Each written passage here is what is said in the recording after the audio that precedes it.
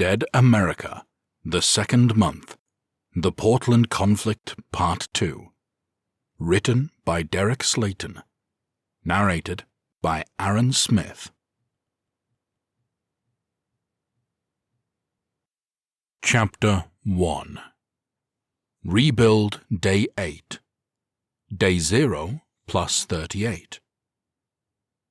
The early afternoon bled into the evening as the sun sank lower in the sky. Corporal Jinx Jenkins stood on top of a house beside Private Birch, taking a brief moment to appreciate the brisk coolness of the weather and the cascading shadows the low sun was casting over the neighborhood. You know, sometimes you just have to take a beat and appreciate the beauty of the moment, you know? The corporal asked, running a hand through his brown hair. The private gave him a confused look, shaking his head. He let Jinx look out into the distance for several more moments before smacking him on the shoulder. "You and I have very different definitions of beauty, Corporal," he said. He pointed to the ground, where in the front yard of the house were about 100 zombies, all moaning and reaching up to them for a meal. "I mean, it is kind of beautiful when you think about it," Jinx said with a shrug. Birch shook his head, black locks quivering with the movement. "How can you look at that mess of rotting flesh that wants to eat us alive and think it's beautiful?" he asked. "It's all about perspective," Jinx said, but didn't elaborate. Birch sighed. "Perspective, huh?" he asked, crossing his arms. "This ought to be good. Go on." The corporal straightened up as if he were preparing to give a lecture to a classroom full of students. "Well, you see, beauty is all about perspective," he began, putting his hands on his hips. "You and I, we have the luxury of looking down on this, admittedly horrific scene.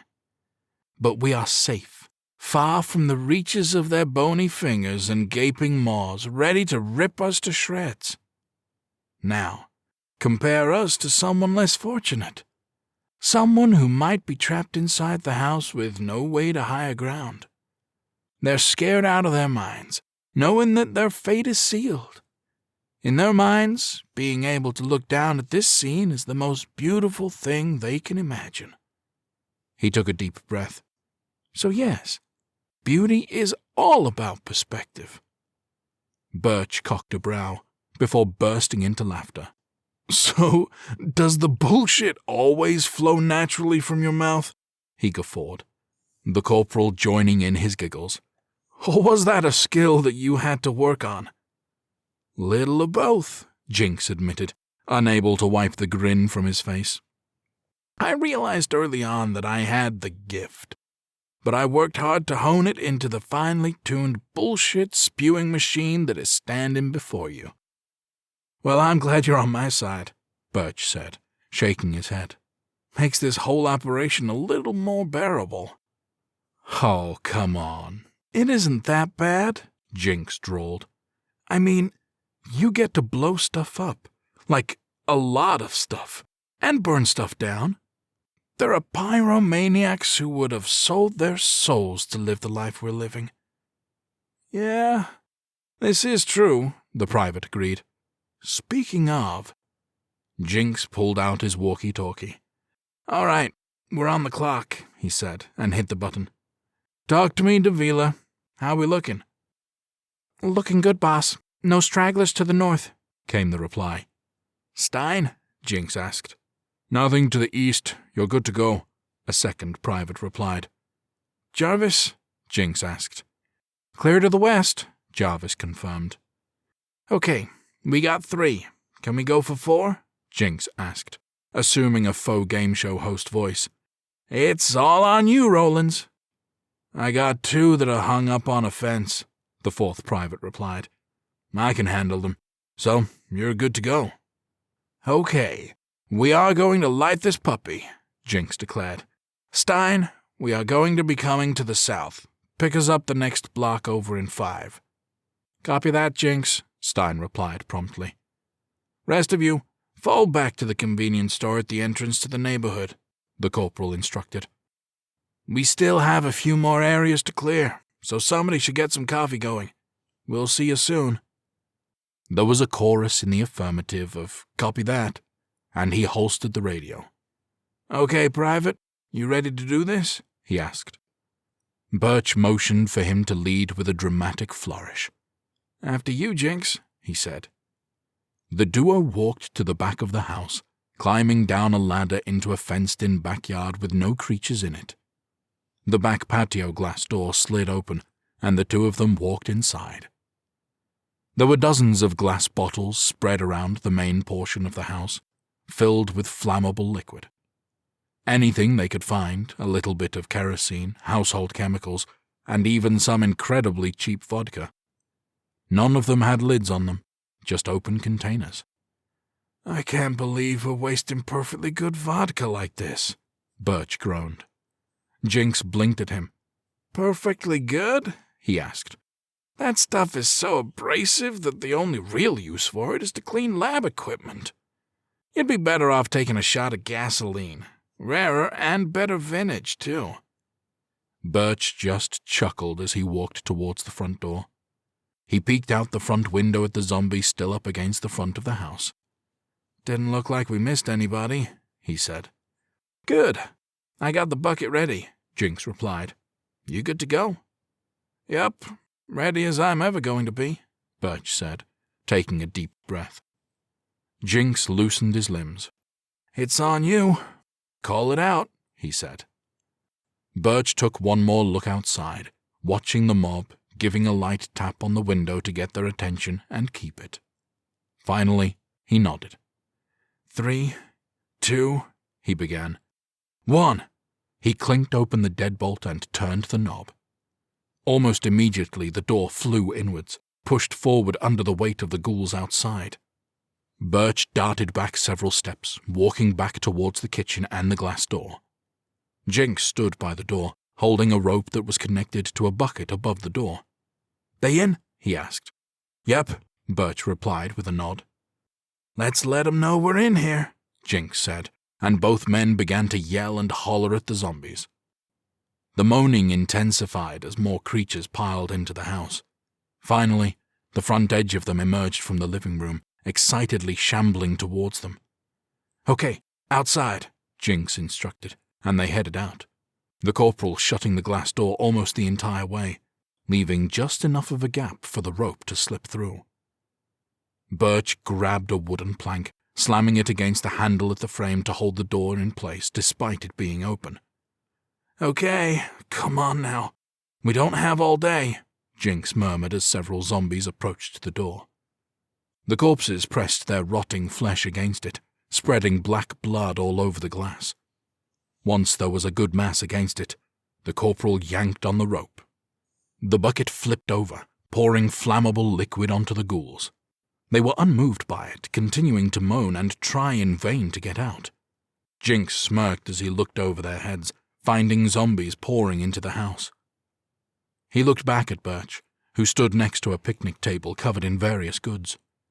He put up a single finger, signaling for him to wait, and ran over to the side of the house, hopping silently over the fence and creeping quietly towards the front.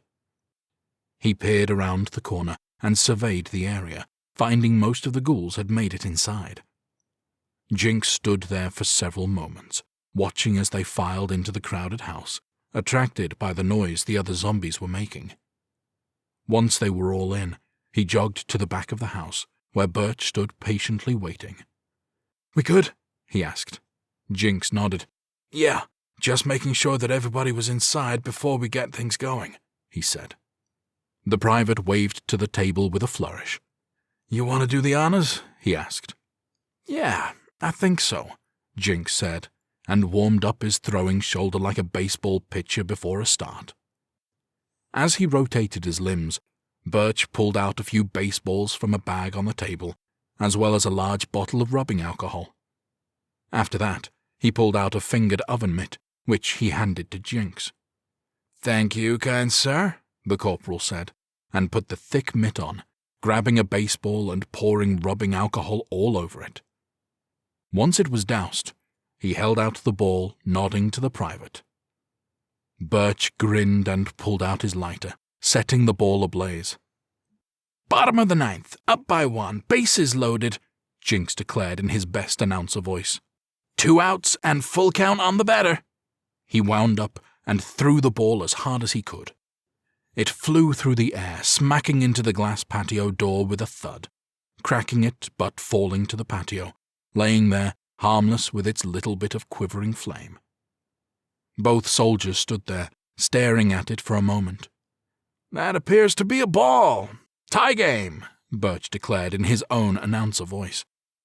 Jinx gave him the side eye, and the private chuckled, shaking his head and clearing his throat. "Upon further review, it looks like it was a foul tip," he amended. "Still a full count." "That's more like it," Jinx huffed as he prepared another ball for lighting. "Love that instant replay." Birch lit the second one and Jinx whipped a bona fide fastball, sending it straight through the glass, hitting one of the doused creatures by the door. Immediately it was doused in flames. The 2 soldiers stood there watching as the fire quickly spread into the kitchen. "That's going up fast," Birch said. "I'm no math major, but flaming zombies plus gases of flammable liquid equals one hell of an inferno," Jinx declared. It didn't take long before the flames were hot on their faces, and they began to retreat a bit. They stood there for several moments, making sure there weren't any fiery stragglers who had somehow made it out. Once they were satisfied, they hopped the back fence and jogged towards the road, where Stein sat in his truck. "Jinx, you not have your radio on?" the private called from the driver's side window. The corporal shook his head. "No. What's up?" he asked. "Come on, we gotta get to the store," Stein urged, waving them over. "Sergeant Dickerson is looking for you." Jinx sighed. "Oh, that's always a great way to start a conversation," he drawled. "Any idea what he wants?" "Not a clue. Just told him we'd be there shortly," the private replied. The soldiers hopped into the back of the truck, and Jinx smacked the roof.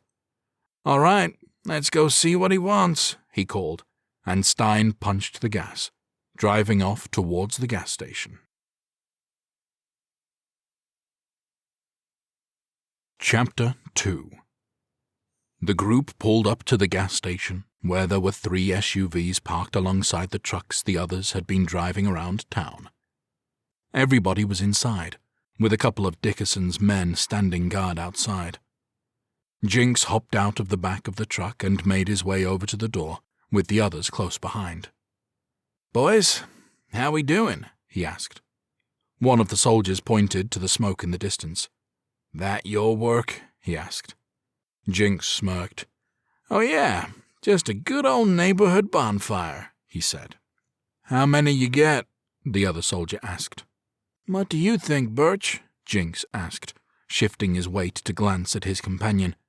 $1.25, $1.50? Something like that, Birch agreed. Both soldiers grinned and nodded. "We appreciate the work you're doing out there, Corporal," the first one said. "Making our lives a lot easier. Not to mention safer," the second one added.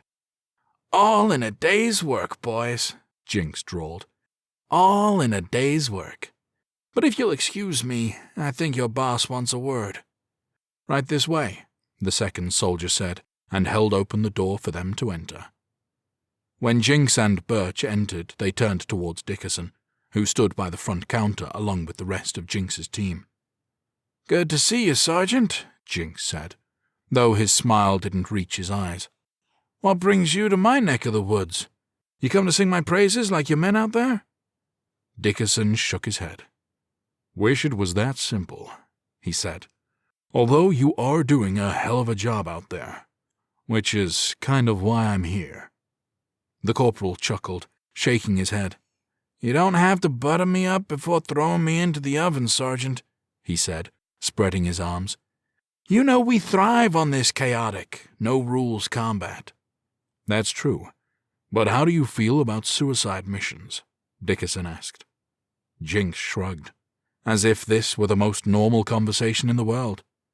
I prefer homicide missions, but I guess as long as death is involved, we can get behind it, he quipped. What's going on? This morning, Captain Odom sent Sergeant Boris and his team south to Portland, he began. Why did he send that crotchety bastard down to Portland? Jinx drawled. Well, you were his first choice, but you were busy blowing up the community center, Dickerson replied. The long and short of it is, Odom got orders from up above to see if there were survivors and aid them if necessary. The corporal shook his head, brow furrowing. I thought that was backburnered, he asked. Don't we have enough going on down here? It got put back on the front burner after some run-ins with militia out towards Spokane, Dickerson explained. Stein's eyes widened. Militia? He asked. Yeah, that incident was resolved mostly peacefully, but given the prevalence of those groups in this area, High Command felt we needed to address this sooner rather than later, the sergeant said. So they sent one of the angriest dudes in the military. I'm sure that worked out great, Jinx said, sarcasm evident in his tone as he rolled his eyes. Odom should have waited until we were finished. Half a day wouldn't have made much of a difference. I agree, Dickerson said slowly. But what's done is done. The corporal sighed. So what kind of mess are we walking into? He asked. Dickerson shook his head. I wish I could tell you, he admitted, and pointed to the map on the counter. There were 2 circles, one around a shopping center and one around an apartment complex. This first section is a shopping center that they checked out. No clue what they found, but I don't think it amounted to much of anything. What makes you say that? Rollins piped up. Because their next target was here, an apartment building that was believed to be used as a shelter, Dickerson explained. We don't know who was there, or how many of them, but they're pretty confident someone was. That's a bold statement, Jarvis said. Dickerson held up a cluster of satellite images. Which is why I brought proof, he said, and spread them out on the counter. Everyone gathered around the images, which showed the chain traps that had been used on the horde. Definitely man-made, and was put there after the bombs dropped, he explained. So is that where we start looking? Jinx asked. The sergeant nodded as he pulled out a small handheld device that displayed a map. There was a dot right on top of the spot where the apartment complex was. About an hour ago, one of Boris's troops hit their emergency beacon, he explained. Emergency beacon? Davila burst out. When did we get those? Dickerson tilted his head back and forth. Okay, not really an emergency beacon, he said. More like luggage tracking tags. It's essentially an emergency beacon, though, because they were instructed not to turn them on unless it was an emergency. How many are there? Jinx asked. Just the one, the sergeant replied, and zoomed in on the screen, showing the dot on the outer edges of the building. It hasn't moved since it was activated. We have no clue if they're trapped, alive, dead, or what. All we know is that one of them flipped it on, and it hasn't moved. Jinx cocked a brow. So, what are our orders? He asked. Is this strictly a rescue mission? Dickerson shook his head. Only order I have to give you is to investigate this beacon, he replied. Whatever you find, use your best judgment and proceed accordingly. Well, we're boned, Birch quipped. There was some laughter in the room, and even the sergeant smirked. Jinx, I know you're a wild man, but you get results, he said firmly, sobering. The main reason Boris was sent down there was to hopefully prevent an enemy from forming to the south. If you can find a way to achieve that objective, you do it. If you can't, get whoever you can back here to safety. I trust your judgment. The corporal nodded, and they shared a lingering gaze of mutual respect. All right, he said. We'll handle it. I'm assuming a couple of those shiny SUVs are for us? Dickerson nodded. Really good dealership on the outskirts of town, he said. Kinda surprised, actually. Wouldn't expect it to be in such a small town. You're gassed up and ready to go. Couple 5-gallon tanks in reserve, too. Supplies? Jinx asked. Couple mags of rifle ammo for everybody, the sergeant said. Single mag of handgun ammo. Boris got more, So if things did go south... Oh boy, we get to potentially loot the dead, Davila muttered. This is going to be a fun field trip. Is somebody going to still be monitoring the beacons? Jinx asked. Dickerson nodded. Yes, we will, he replied. Okay. We'll be out of comm range, but I'll still give you updates, the corporal explained. If there are any KIAs, I'll activate their beacons and leave them be. If whoever activated that beacon is alive and we have a lead, I'll take it with me. If you get a beacon from anywhere besides that apartment building, you send the cavalry. That work for you? Dickerson nodded again. I'll make sure Odom knows too, he agreed. Okay. With any luck, you'll be hearing from me soon, Jinx said. They shook hands, and the sergeant offered a grin. Hurry back now, he said. The place is going to be too quiet without you. The corporal chuckled. I can blow up something on the way out of town, he said. Please don't, Dickerson replied quickly, and the team laughed as they headed out, hopping into the SUVs and heading off into a potentially deadly situation. Chapter 3.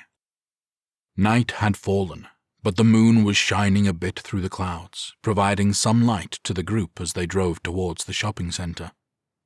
Jinx was in the lead vehicle, with Stein riding shotgun and Jarvis in the back. Shopping center should be the next exit, Stein said.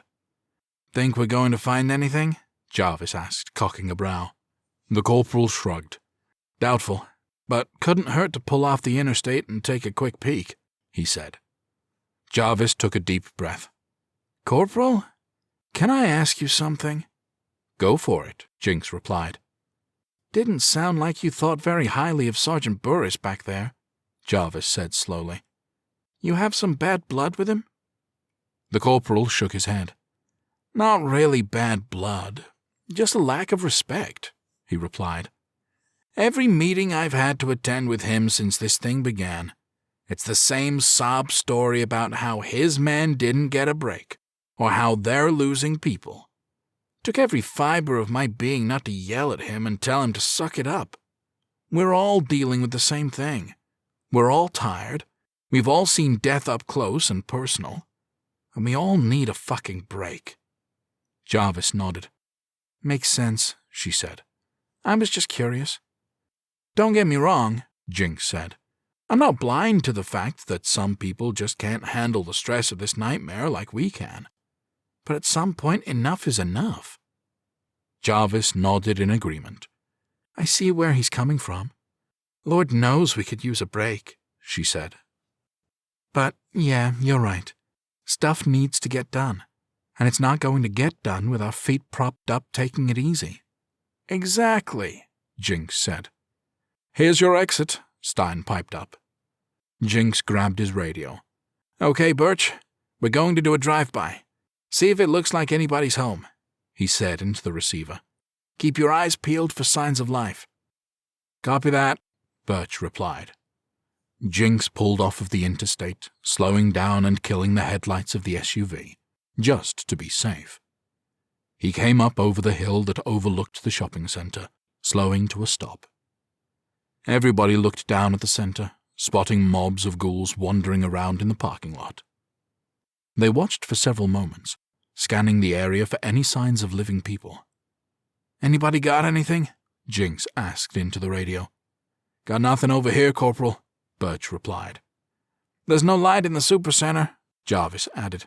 And if somebody was in there, I'd bet that there would be a mob of those things trying to get in. They love sound, and no matter how hard you try, you're bound to make some. I'm with you on that, Jarvis, Jinx agreed. Stein, you have any thoughts? I think it's time to get back on the road, Stein replied. This is a dead end. Agreed, the corporal said, and raised his radio to his lips. Okay, Birch, we're calling it, he said. Let's just back it up and hit the interstate from the exit. I'm going back into the convenience store, and I'll let you take point, Birch replied. The group got turned around and back on the interstate. They drove for a while until they came upon the remnants of the battle scene, stopping just short of the carnage. Jesus Christ, Stein breathed. My thoughts exactly, Jinx agreed. This is a hell of a mess. We checking it out? Jarvis asked. The corporal shook his head. No need, he said. Nothing living here. Although if we come back this way, we should grab one of those chain things. Looks like we could learn a bit from whoever built that. Could be fun. He pulled out his walkie-talkie again. We're going through on the right side. Turn-off is just up ahead. We don't know what we're walking into, so when I stop, you be ready to move with weapons hot. Copy that. We'll be ready, Birch replied. The other two privates in Jinx's car readied their rifles as he drove up towards the road leading to the complex. They started moving up the road, the corporal killing the lights and moving slowly, the moon barely providing enough light to show the way. It took several minutes, but finally they were within view of the complex. Jinx stopped the SUV in the middle of the road, not seeing anything between them and the building. Okay, stay frosty, he instructed. They departed the vehicle, keeping their rifles raised and aimed towards the building. The only sound was the faint moaning coming from ahead of them. They were slightly on edge before relaxing when they realized it wasn't at all close. Okay, 2 by 2. We're going to move up and secure the parking garage, Jinx instructed quietly. Looks like our target is somewhere in there. Let's move. Jinx and Stein led the way, the group putting 5 yards between pairs. When they made it about 30 yards up, Jarvis made a noise to get them to stop. Jinx looked back, wondering what the issue was. Jarvis motioned to her right, into the woods down an embankment. There were 2 SUVs that were down the hill that looked very similar to the ones they'd been driving in. Jinx understood that they were probably Boris's vehicles, and he nodded and kept the group moving. When they got closer to the parking area, the moans intensified and echoed. The corporal motioned for the group to spread out as they approached the wall. He looked through the opening, seeing through the darkened area that there was a mob of ghouls, none of which were facing them. He glanced at the tracking device, finding that they were most likely around the tracker. He thought for several moments, weighing his options. He looked over at the open door that the creatures had come through, and suddenly a plan dawned on him. He smirked, pulling everyone together. Okay, here's the plan, he said quietly. I'm going to get that door shut, trapping them inside. Then we're going to pull them over to the openings here and start spearing them in the face until they're down. They can't get through, so it should be easy. The group stared at him, glancing between him and the door, brows furrowed in confusion. Okay. Easy once I get the door closed, Jinx amended, shaking his head. You get into position, and I'll take care of the rest. There were nods all around, and the soldiers pulled out knives and machetes, getting into position along the wall. Jinx, meanwhile, ran towards the door, careful to stay as quiet as he could as he moved. He came around the final corner, stopping when he spotted a trio of zombies by the door, not going in for one reason or another. Fine. We'll do this the hard way, he muttered, and drew his machete, ready to run with it. He built up a head of steam, raising the blade to head level as he got close. He hit with such force that it sent the blade clean through the lead creature and into the second one, dropping them both to the ground, connected. The third zombie heard the commotion, turning and moaning in excitement. Jinx quickly reached into his holster, pulling his handgun and firing a near point-blank shot through its face. He didn't hesitate after that, rushing to the door, grabbing it and slamming it shut, breathing a sigh of relief as he heard the excited moans coming from the inside. He walked to the side, looking in through the opening, talking loudly to the creatures. Hey guys, sorry to crash your party there, he bellowed. If you wouldn't mind following me, I have some friends I'd like to introduce you to. He walked, grabbing his machete as he went, ripping it out of the fallen corpses, letting out a whistle before he continued chatting with the mob to keep them engaged. Don't worry, it's not too far, just up ahead, he said. Oh, and please make as much noise as you like. Don't want any of your friends to be left behind. Jinx came around the corner, greeted by his troops who were ready to strike. You good? Birch asked. Heard gunshots. Jinx held up a finger. Gun shot. Singular, he corrected. I don't shoot more than I need to. The private rolled his eyes, shaking his head. Well, come on. Let's tell them where we are, Jinx said, and everyone started yelling, their voices echoing across the garage. Slowly but surely, the creatures shambled towards them. As soon as they made it to the openings, the soldiers began stabbing. One by one they dropped. It was a slow process, but an incredibly safe one, and, after about 10 minutes, all but a few were on the ground in a big pile. The others continuing to stumble, unable to reach the edge. Okay, I think we can take them out from the inside, Jinx said, stepping back. He cocked his head, straining his ears. Sounds like there may be some more inside, but can't tell from here. He motioned for the group to follow around to the door. They reached it, and Rollins used his gun and long arm to reach in and pop open the door from the inside. Rollins, Birch, go take out the stragglers, Jinx instructed. We'll see what we have over here. The duo nodded and jogged off to finish off the few remaining ghouls. Jinx led the others towards the continued moaning and banging. The corporal holstered his rifle, drawing his machete again, motioning for Jarvis to do the same. The other two kept their rifles ready behind them just in case. They came within view of a car, where half a dozen ghouls stood around the trunk, moaning and clawing at it, trying to get inside but unable to. They were intently focused on it, paying no attention to the soldiers whatsoever. Jinx made a series of hand motions to direct his men, then turned for the car. He ran towards it, leaping up on top and beginning to dance a little bit of a jig to make some noise. Howdy, boys. Hope you don't mind me crashing your party here, he declared. The creatures immediately turned their attention from the trunk to the corporal, moving around to the side of the car, reaching up and trying to get to him. He took enough of a step back so that his legs were out of grasping range. As he kept their attention, the other three came up from behind, stabbing the zombies in the back of the head, quickly eliminating the threat. That's some fine slicing and dicing there, Jinx commended, and hopped down from the roof, strolling around to the trunk. He motioned for the others to stand back, and then playfully knocked on the hatch. Excuse me, do you have a moment to talk about our Lord and Savior? The trunk unlatched, and he bit off his words at the sight of a terrified-looking blonde private aiming a handgun directly at his face. Okay, atheism it is, he quipped, raising his hands. Back up, she said firmly, and he did so, taking a few steps back. Are you part of Sergeant Boris's group? Jinx asked, cool as a cucumber, despite a gun in his face. She quivered, clearly in a state of shock, but blinked with recognition.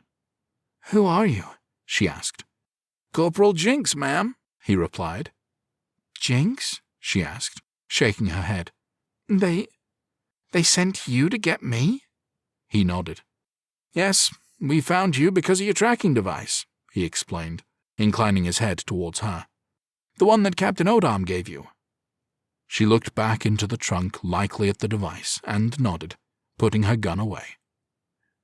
Jinx lowered his hands, breathing a sigh of relief. What's your name? He asked. Stinson, she replied hoarsely as she sat up. Private Stinson. Okay, Stinson. Where's the rest of your team? Jinx asked gently. She clenched her jaw, blinking rapidly as her eyes glassed over. I think they're all dead, she whispered. Shit, the corporal said. Where? Upstairs, she replied, composing herself and looking at the ceiling. Show me, Jinx said, and held out his hand to help her get out. She took it, climbing out to the concrete floor and stretching her limbs. The corporal reached into the trunk and grabbed the tracker, switching it off and pocketing it. We have to be careful. They might still be here, Stinson said as she readied her handgun. Who? Jinx asked. She shook her head. I don't know, she replied. I think whoever it was is gone, the corporal explained. Your vehicles were ditched, most likely to clear the road so they could leave. But we're going to take it slow just to be sure. Stinson nodded as they approached the stairwell, the others coming to join them. Stragglers dealt with, Rollins reported. Okay, we're going in, Jinx said. Potential hostiles, so be on alert. Do not fire unless fired upon, understood? Everybody nodded as they opened the stairwell. Okay, Stinson. Where do we start? Jinx asked. She swallowed hard. First floor, she said, her jaw set in a hard line. Jinx led them up the stairs to the first floor, everybody covering each other and leaving no space uncovered. Jinx led the group with Stinson close behind, pointing to where they needed to go. She motioned to the hallway that led to the courtyard, where a body lay. Jinx approached the corpse, brow furrowing when he reached it. Who is this? He asked. Doesn't look like one of yours. Matteo, she said hoarsely. His name is Matteo. Other than that, I don't know. Did he threaten you? Jinx asked. She shook her head. No. We were talking, and my partner Hardin shot him. He thought I was in trouble and... Oh God, Hardin! She broke into a run and tore towards the courtyard. Stinson, wait! Jinx tried. Damn it! He ran after her, and as soon as he reached the courtyard, he immediately scanned the upper floors for hostiles, as did the rest of his team. Go, we got this, Stein said. Jinx broke away and ran after her. Stinson stopped in her tracks, staring down at her partner. He lay in a heap on the ground, dead. Who did this? The corporal asked gently. I don't know, she sobbed, falling to her knees next to the body. 1 second we were fighting with a big black guy who was in the dog park.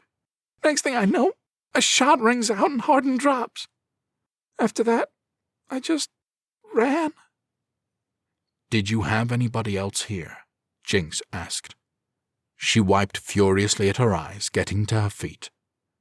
The corporal was on the 2nd floor, she said. Sergeant Boris went to the 3rd floor, but I never saw him. Jinx looked up, scanning for hostiles, and grabbed her arm. Okay, I need you to go back into this hallway, he said firmly. We haven't cleared this place yet, so we may not be alone. Can you do that for me, Private? She nodded, gritting her teeth and heading back to the hallway. Jinx reached down, patted Hardin's body, finally finding the tracker. He clicked it on and put it back in his pocket before grabbing the rest of his ammunition. Rest easy, he murmured to the fallen soldier, and re-entered the hallway. Okay, Davila, Stein, Birch, you take the 2nd floor. Find what you can up there. Confirm that the corporal is KIA. Ammo and trackers. Rest of us, we're on the 3rd floor. Boris might still be up there. When you're finished, meet us up there, understood? The trio nodded, and they ran off back to the stairwell. Jinx led Jarvis, Rollins, and Stinson up to the 3rd floor, and they got out into the hallway, moving swiftly and quietly, covering themselves and ready for anything. They worked their way around, stopping at the sight of a body on the floor, one of the soldiers. Jinx inspected the corpse, finding a major wound on his neck. Whatever killed him, it wasn't a bullet, he murmured. Knife, maybe? Jinx, I got something, Stein called, and the corporal approached him where he stood over a pool of blood on the floor, away from the body. Somebody else got hit. They looked around, finally finding a trail leading into the apartment. Jinx raised his weapon, leading them into it, pausing to get ready before breaching the door. They burst inside and quickly cleared the apartment, finding nobody inside. Fan out, see what you can find, Jinx instructed. They looked around, and finally Jarvis emerged from the bathroom holding some bloody rags. Somebody was patching themselves up, he said. And had a seat on the couch, Stein added, pointing out a dark stain on the couch. Jinx looked at it, walking over and squatting down, rubbing his chin as he thought for a moment. This has to be Boris, he said. What? Stinson gasped. Why would you say that? Somebody wounded him with whatever killed the man outside. Jinx explained, motioning with his hands as he spoke. He was sitting right here, either waiting for them to come in so he could get the drop on them, or, given that there's no blood pool by the door, and no Boris, he was ordered to sit here. So they took the sergeant? Stinson demanded. Where? That is a question we are going to have to figure out, Jinx replied. Corporal, Davila said as he knocked on the door and entered. They're clearing the second floor, but we found 2 more KIAs. One man was shot, the other had the back of his head crushed. Any signs of hostiles? Jinx asked. Davila shook his head. Negative, he replied. Okay, we're most likely alone here, the corporal said. So, what do you want to do? Stein asked as Jinx began to pace the living room. He went over to the window and looked outside at the courtyard below. He looked down at Harden, laying in a heap. He rubbed his chin once more, thinking to himself, I know your gut is saying to hell with Boris. Let him lay in whatever mess he created for himself. But if you don't do something, there could be a lot more dead soldiers. He turned to Stinson, speaking forcefully. I need you to be 100% truthful with me, he demanded. She blinked in shock at him, petrified with the sudden tone. Yes, I have been. I will be, she stammered. Did Harden shoot Matteo unprovoked? He asked. Tears streamed down the young private's face, and she lowered her gaze to the floor. Yes. I tried to stop him, she said. I swear, you have to believe me. I tried to stop him, but he shot so fast. I couldn't stop him. I couldn't. Jinx's gaze softened, and he reached out, taking her shoulders in his hands. It's okay, he said. It's okay. I'm sorry. I just had to be sure before doing what I'm about to do. Rollins sighed deeply. Always love it when he phrases it like that, he quipped. Means we're about to blow some shit up. Not if we can help it, Jinx assured him. If we don't do something, there's going to be a fight, maybe a war. We need to put this fire out before it spreads any further. So, what are we doing? Stein asked.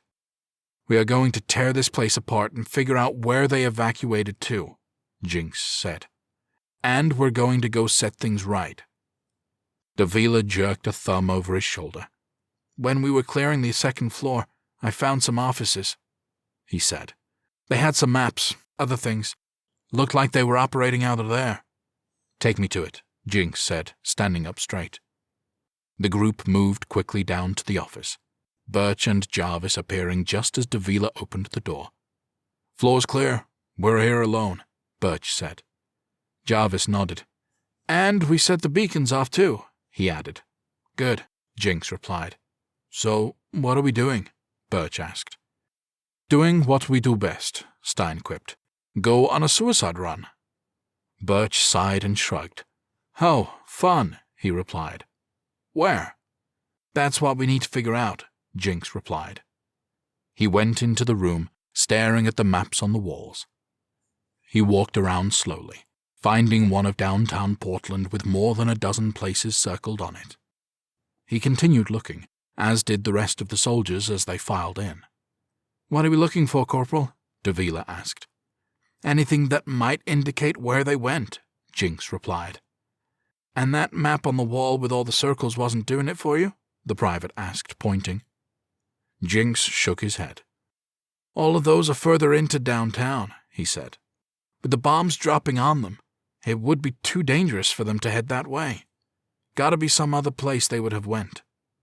Private Jarvis found a map on the table and picked it up. It was a larger swath of land, and she looked it over, tracing her finger along the river and finding one circle way out. White Salmon, she murmured, before raising her chin. Hey, Jinx, I think I got it. What did you find? He asked, leaning over the table. Little town on the river called White Salmon, she said, pointing it out on the map. He nodded slowly. That's gotta be it, he said. This place is right off the interstate. They could have easily evacuated when that mob was coming their way. It's out of the way, got a fresh water source, and, well, it's circled on the map. so that means they were paying attention to it in some regards. So, we're going to go all the way out there on a hunch? Rollins asked dryly. Jinx cocked a brow. You have someplace else to be? He asked. Rollins shrugged. No, just making sure we're on the same page, he said. Yeah, we're on the same page, Jinx said with a chuckle. Come on, we're getting geared up. Please don't make me go, Stinson said, wringing her hands. I can't take it anymore. It's okay, Private. As far as I'm concerned, you are done for this mission, Jinx said gently. Have you slept? Stinson shook her head. No, not for about 36 hours now, she said, the dark circles around her eyes somehow deepening with the words. Okay, this is what we're going to do, Jinx declared. Jarvis here is going to find one of those cozy little apartments to get some rest in. Find you some food, too. You sleep as long as you want, stay here a couple of days, get yourself right. Then you're going to take one of the SUVs we drove down here and drive it back up to where the others are. Her breath caught in her throat. But what if I get in trouble for going AWOL? She asked. He grinned. I'm a corporal, he said firmly. I'm ordering you to stay here for a couple of days and get rested up. If anybody is going to get in trouble, it's going to be me. What if they come back? She whispered. They won't, Jinx said. They lost one of theirs, and they're not going to want another fight, and we're going to go talk to them before they do want another fight. So you're safe. He motioned to Jarvis, who approached and linked her arm through Stinson's. Come on, girl. Let's go find you someplace cozy to settle down, she said gently, and Stinson nodded, turning her big eyes on Jinx. Thank you, Corporal, she said. Thank you all. I would have died in that trunk if you hadn't risked your lives. Thank you. Her voice broke as she turned away, and Jarvis led her out of the office. Once they were gone, Jinx motioned for everyone to gather around the table with the map. Okay. Decision time, he said. Where are we coming in from? Rollins raised his hand. I vote south, he said. Okay, Jinx replied. Why? No reason, Rollins replied with a shrug. The corporal chuckled and shook his head. Okay. Anybody have an actual reason they want to come in from a specific direction? He asked. Davila tilted his head back and forth. Can't come in from the east because that's straight on the interstate, and they're going to be on high alert after what happened here, he said. West is out too because, well, we don't have a helicopter to get on the other side. I'm thinking we come in from the north, Birch suggested, pointing as he spoke. Looks like the town is smaller on the north side of the river, and there is a highway running south out of town, so they are likely using it as an escape valve. Which means more protection, Jinx said slowly, nodding. Okay. He scanned his finger along the north side of the river, finding a highway. Looks like we're hitting the 14 and taking it east. Until we find some tiny-ass road too small to be on this map to swing around to the north. And then what? Stein asked. Jinx smirked. Get into an armed standoff so we can get the attention of whoever is in charge? He said. The privates all looked around at each other, some of them chuckling. Yeah, that sounds about right, Rollins quipped, and they all laughed, ready to follow Jinx into yet another absurd proposition. Chapter 4. The drive towards White Salmon was a tense one, with everybody piled in the SUV. It was cramped conditions with everybody jostling for position in the back, and nobody really talking. They all knew what was at stake, and it wasn't going to be an easy mission to accomplish successfully. Jinx drove slowly along the north side of the river, watching the road signs as they went. The moon reflected in the river, glistening and downright haunting, highlighting the nothingness out there. At least before the apocalypse, there had been traffic on the other side of the river. Now, it was just nothing. Jinx slowed down when he spotted a road sign for white salmon, 2 miles. Okay, we're almost to town, he said. Start looking for a place to pull off. The group kept their eyes peeled as he slowed down to about 15 miles per hour, cutting the headlights off. The group crept along the riverfront road for several moments before Stein spoke up. Got it, he said, motioning as best he could from between his brethren. About 20 yards, up on the right. Jinx peered ahead, spotting a small turnoff with a sign reading, Docks. Perfect, he murmured, and pulled off into the parking lot by the river. There were a few trucks with empty boat trailers, but nothing else. He parked in the middle of the lot, giving them plenty of room all around them just in case something was concealed in the shadows. Everybody got out, checking their weapons, guns, and melee, and stretching their limbs. Once they were ready, Jinx rallied them together, pulling up the map and a flashlight.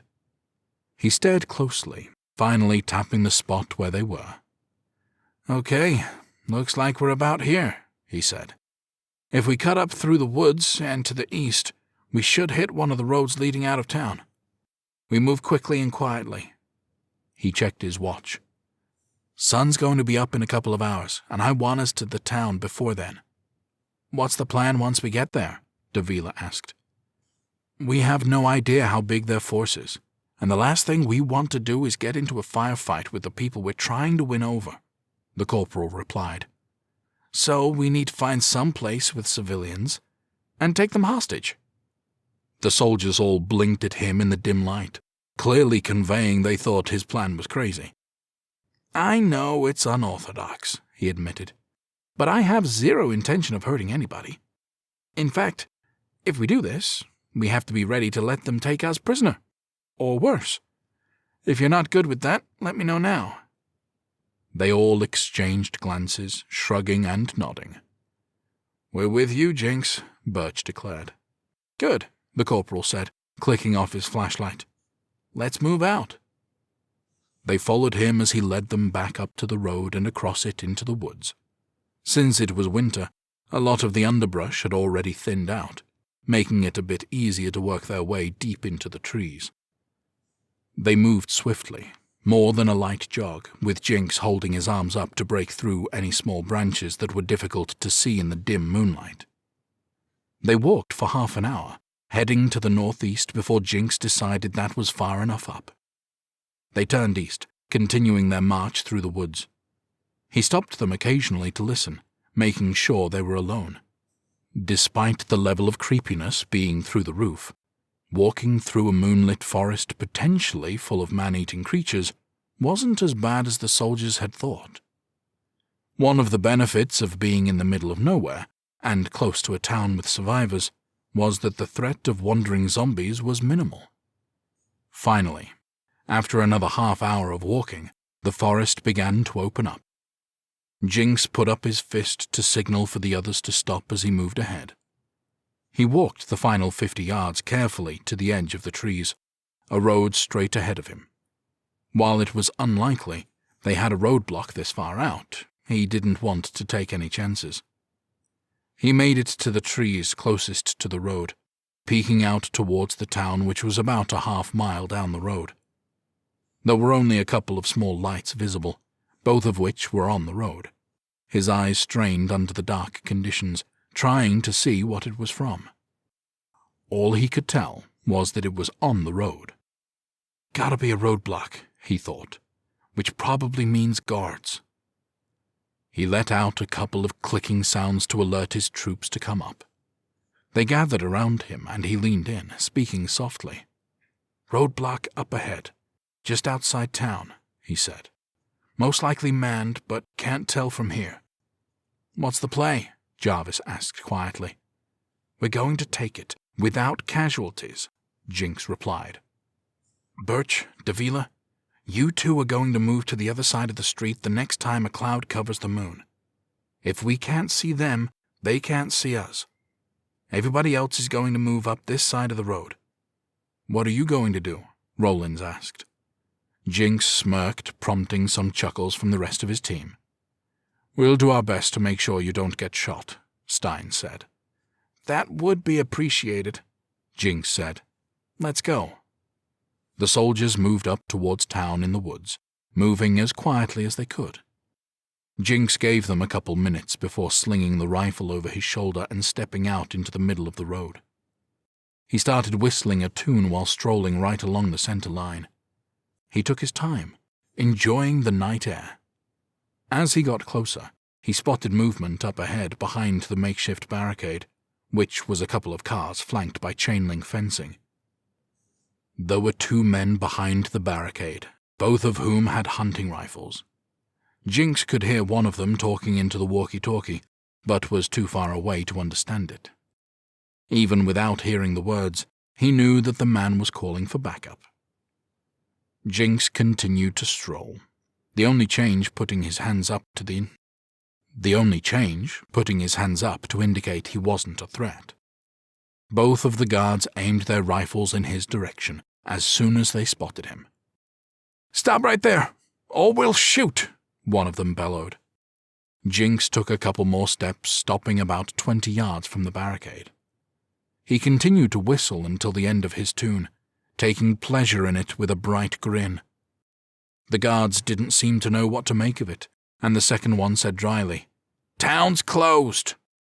"I'm here to talk to the boss," Jinx declared. "Boss don't want to talk to you," the first guard snapped. The corporal clucked his tongue. "You don't even know who I am," he drawled.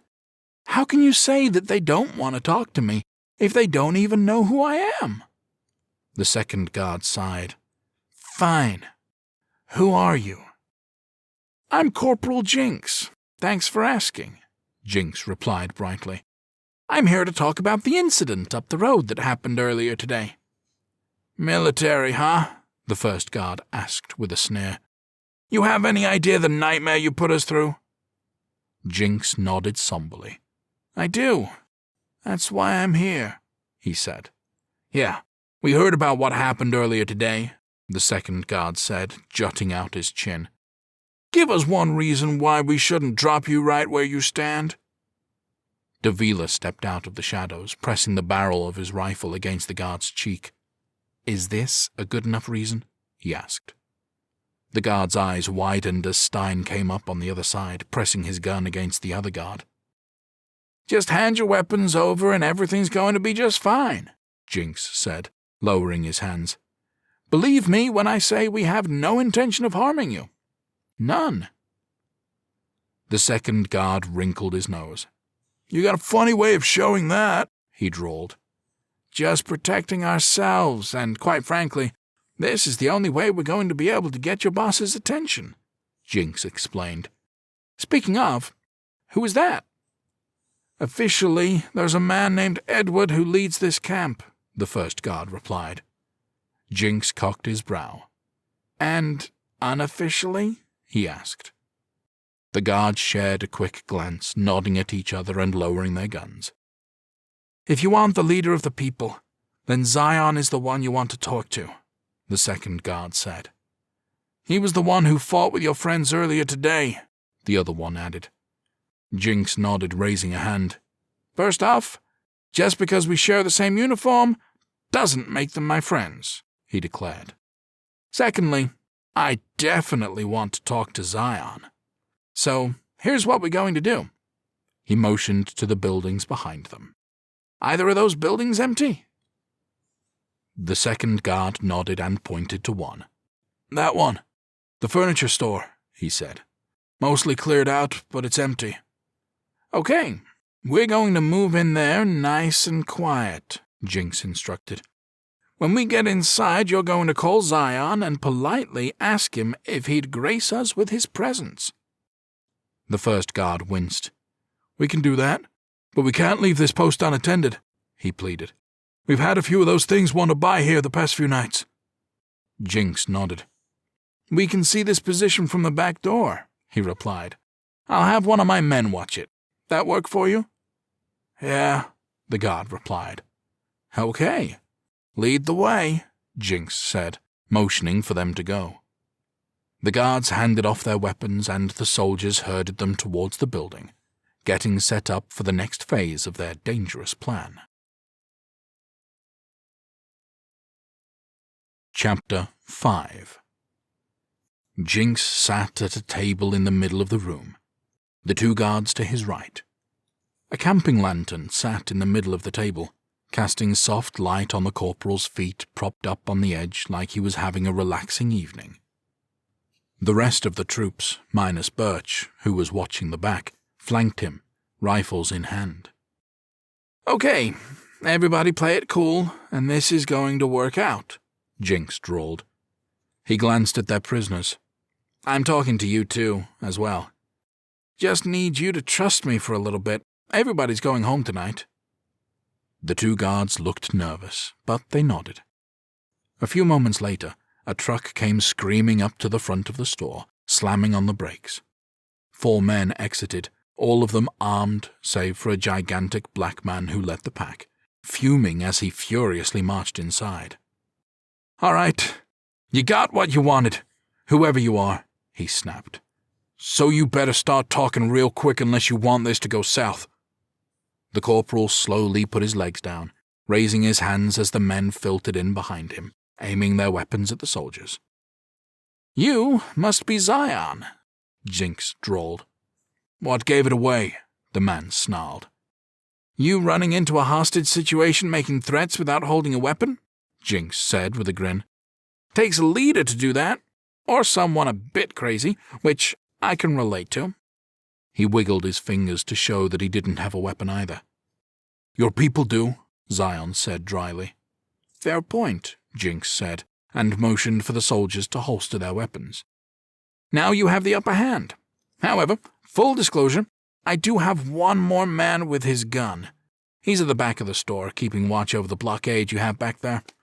Your guards here were concerned about leaving it unattended, and we didn't want to get them in trouble." Zion's gaze burned with curiosity, as if he wasn't sure what to make of this situation. "So, who are you?" he finally asked. "I'm Corporal Eddie Jenkins, but my friends call me Jinx," the corporal replied. "So please, call me Jinx." Zion blinked at him, shaking his head. "You know, Eddie, friends don't take other friends' people hostage," he said slowly. "You are quite right," Jinx replied with a nod, and motioned to the guards. "Okay, boys, time to go home, or retake your guard positions, whatever Zion wants." The leader of the town inclined his head. "Go back to your position," he instructed. "Have Jinx's man come back in here, weapons down preferably." "Yes, sir," the second guard said, and led his companion out, both of them giving Jinx a nod of appreciation for keeping his word. As they disappeared outside, Zion took a seat across from the soldier. "Okay, you wanted to talk to me. Well, here's your chance," he said, crossing his arms. "But just so there's no mixed signals and no misunderstanding, my standing orders up until about 30 seconds ago was to shoot the military on sight. Because as far as I'm concerned, you declared war on us, and we're going to fight back." "Fair enough," Jinx agreed, raising a palm. "I know that my side has screwed up royally in recent days." "That's an understatement," Zion huffed. "But by all means, enlighten me about your transgressions." "First off, they're not my transgressions," Jinx corrected, lifting one finger to accentuate his point. "Every bad thing that happened was decided by someone way above my pay grade. They don't ask my opinion on tactics or plans, they just tell me where to go and what to do." Zion wrinkled his nose. "And you just do it?" he snapped. "Within reason," Jinx admitted. "There's a reason I'm just a corporal, and it's not because I'm not capable. Violating my conscience isn't worth a fancier rank and a slight bump in pay. Well, when pay mattered." The other man leaned back in his chair, relaxing a bit. "Okay. So what have your superiors done?" he asked. "First off, they bombed your neighborhood without doing their due diligence," Jinx said. "If I'm ever in the same room as the person who made that decision, you can rest assured I'll smack the shit out of them." Zion snorted. "I look forward to that day," he said. "And talking to Private Jinx." The corporal smirked.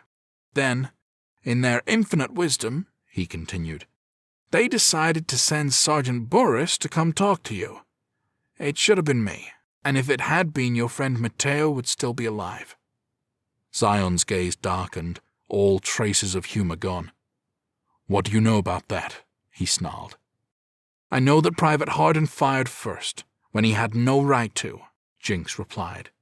In his mind he was protecting Private Stinson, but he was in the wrong.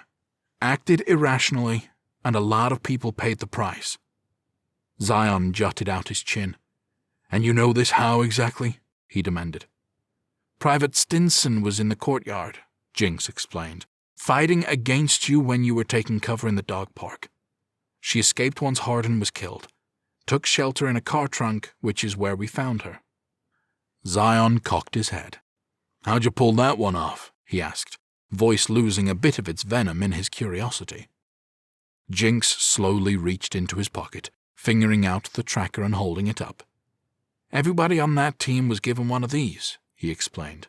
It gets turned on and acts like a distress beacon. That sergeant had one just like it, one of the other men on Zion's side piped up. Thing wasn't turned on, though. Yeah, we know, Jinx said, holding up the screen device. Because if it was, then we would have seen it on here. Right now, the only active beacons are the ones on the dead troops so that they can be retrieved at some point. Zion pursed his lips. Let me guess. If that gets turned on, things are going to get real messy around here, he asked. Jinx nodded. Unless you and I can come to an understanding, he replied. I'm listening, Zion said, leaning forward a touch. Long story short is that the military took over Seattle, and they've started to have a militia problem, the corporal explained. Now, I've known a few ex-military guys who went into that lifestyle, and you don't strike me as the type. Am I wrong? Nah, you're right. We're not militia, Zion replied, shaking his head. Just some regular folk trying to live their best life. Good, Jinx said.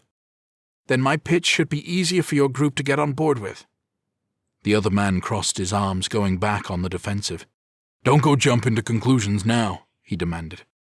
Jinx held up his palms in surrender, offering a soft smile. Apologies, he said. Wasn't jumping to any conclusions. Good, Zion quipped. Supplies in Seattle are not the best at the moment, Jinx began. Even so, in an effort to keep the peace and to atone for the errors of the past, we can offer supplies. Food, clothing. We can even get you some DVDs and solar jobs to run them with. Zion tilted his head back and forth. Video games? He asked. Missing my football on Sundays. We can make it happen, Jinx replied. Zion regarded him for a long moment, then asked, And what do you want from us? Nothing more than a non-aggression pact, the corporal explained. We'll help you build up your defenses, can probably even swing some manpower. But you keep your autonomy. If you have something we don't have, like fish from a fresh river, I'll set you up with the right people, get some trade going for some more exotic items. The other man chuckled. What qualifies as exotic? He asked. Hard to come by things, like a bottle of 30-year-old scotch, Jinx said with a shrug. Or your dream muscle car with the gas to run it, things like that. Zion sighed, nodding slowly. Okay, I'll admit, this does sound good, he said. Almost too good, given our encounters with the military so far. I understand, Jinx said. There is trust that needs to be built on both sides. Zion clenched his jaw. On both sides? He asked firmly. Jinx offered an apologetic smile. Yep, I'm afraid so, he said. Now, admittedly, I have a much longer road to travel than you do, because I only need one thing from you. I need to talk to Sergeant Boris and make sure he's alive. Well, scratch that. 2 things. I will need him back eventually. Zion flopped back in his chair, silent for a long moment, and then glanced back at his companion who had spoken earlier, a young, wiry man still holding his rifle up. What do you think, Calvin? Zion asked. The wiry man shrugged. I'm thinking that does sound too good to be true, he admitted. But also, How much fun would it be to do some donuts in a 67 ragtop? Couldn't hurt to let them talk to that prick, could it? Prick, huh? Jinx asked with a laugh. So you have met Boris, then? Zion chuckled. Doesn't sound like he has many fans, he said. Even so, it's going to be a lot easier for me to deliver on what I promised if we can speak to him, Jinx said. Okay, he's in a holding cell at the county jail, Zion said. Let's go on a walk. Jinx stood up, and a few of his men stepped forward, but Zion held up a palm. Nah, this ain't a field trip for everybody, he said firmly. Just me, Jinx, Calvin, and one of y'all. Jarvis, on me, the corporal instructed, and she nodded and got into line. But Rollins wasn't convinced, his large frame flexing as if he was showing he was the obvious choice if something went bad. Jinx, he spoke up, but the corporal held up his hand. We're good, Jinx assured him. Kick back and enjoy the downtime. Get to know our new friends here. He waved a hand around jokingly, although it was good advice. Ask them about their hobbies, where they're from, anything. And when I get back, I'm going to want 3 facts about them. He winked at his subordinate, and Rollins nodded. Don't worry, big fella, Zion drawled. We ain't gonna do anything to them. Just trying to keep the locals calm. They're already spooked by what happened earlier today. Don't want them to see a squad of military guys parading down Main Street. Rollins nodded. Makes sense, he said quietly. Come on. It's a bit of a hike, Zion said, waving for them to follow. It's all good. We just hiked a couple miles through the woods, Jinx replied brightly. So it'll be nice to have some pavement for a change. And no sticks flung back towards my face, Jarvis added dryly. I said I was sorry, Jinx gasped, and some light chuckles peppered the quartet as they exited the building. The sun was threatening to start creeping up over the horizon, casting everything with an almost eerie dim glow. They walked through the empty streets, and only a few of the buildings had lights on inside. Occasionally a curious set of eyes would peer out, but not enough for the soldiers to get a good look at any faces. Looks like you have a nice peaceful community here, Jinx commended. Zion shook his head. Wish I could say it's always been like that, he muttered. Had some trouble? The corporal asked. Bunch of them critters keep showing up unannounced, Calvin piped up. One of y'all's bombs landed way to the east of Portland, which sent a mass of them shambling our way. Big packs of them? Jarvis asked. Zion shook his head. Nothing that isn't manageable, he said.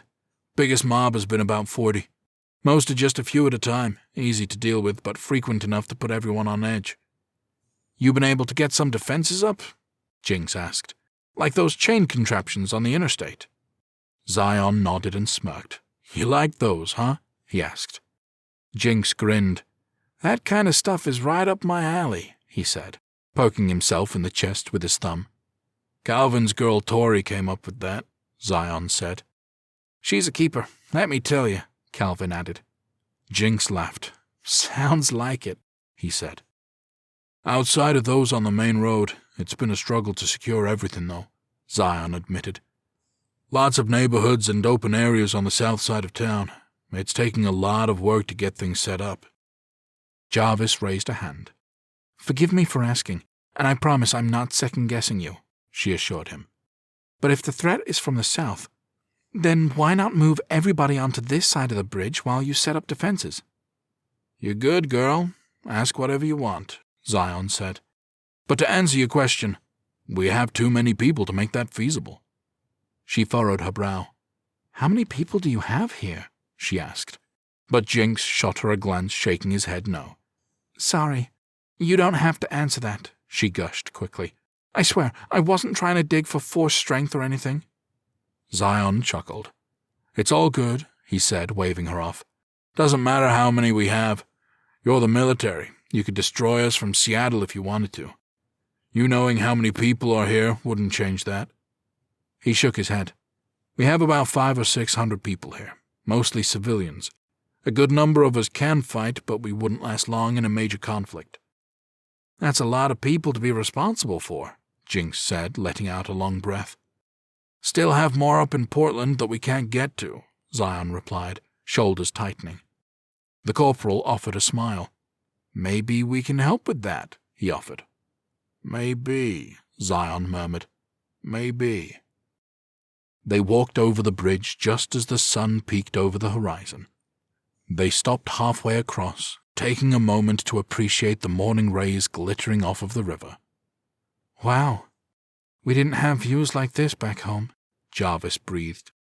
Zion laughed. Best we could hope for back home was the sun bouncing off of the smog, he added. There was some light laughter as they watched the sunrise for a beat. Jinx and Jarvis shared a discreet glance and a nod, both of them hopeful that this was going to continue going well for them all. Chapter 6. Zion led the group up towards the front of the jail. There were a couple of guards standing outside the building, not really guarding the building itself, but keeping watch on the streets for zombies. "Morning, boys," Zion said. One of the guards nodded. "Zion," he replied by way of greeting. "You may hear some raised voices," he drawled. "But you know what you really hear?" The second guard raised his chin. "Not a damn thing," he said. "My man," Zion replied, patting him on the shoulder, and opened the door to lead the group in. They walked through the reception area, and Zion reached behind the counter to grab a set of keys. "This way," he said, and picked up a camping lantern, switching it on and holding it out to Jarvis. "If you would be so kind." She took it with a sharp nod. "Absolutely," she said. They walked through the jail, which was dark and dingy and musty-smelling. "Sorry about the mess," Zion quipped. "Cleaning crew is off this week." "No worries," Jinx shot back. "Reminds me of my first bachelor pad." Zion smirked as he led them to the back and opened up a cell. He entered, stepping up next to a lump of human being laying on a cot against the wall. "Wake your punk ass up. You have a visitor," Zion barked, and smacked Boris on the leg, startling him awake as Jinx joined them in the cell. The sergeant struggled to focus, blinking rapidly as he sat up. "Oh, God. What now?" he moaned. "Morning, sunshine," Jinx said with a grin. Boris's eyes came into focus, and he turned to the corporal. "Jinx? Jinx? Is that you?" he gasped. "Yes, it is, Sergeant," Jinx replied. Boris's brow furrowed, and he let out a growl, his voice immediately darkening. "Why are you cooperating with the enemy, Corporal?" he demanded, using an extra authoritative tone on the title, as if to remind Jinx who he belonged to. "Not sure I see any enemies, Sergeant," Jinx replied, unaffected by the show of rank. "How dare you!" Boris snarled. "This animal killed my men! Every single one of them! Just cut them down in cold blood!" Jinx put a sarcastic hand to his cheek in shock. "Did they now?" he asked. "Yeah, they did," Boris cried. "Unprovoked, too." "You see the shit I've been dealing with?"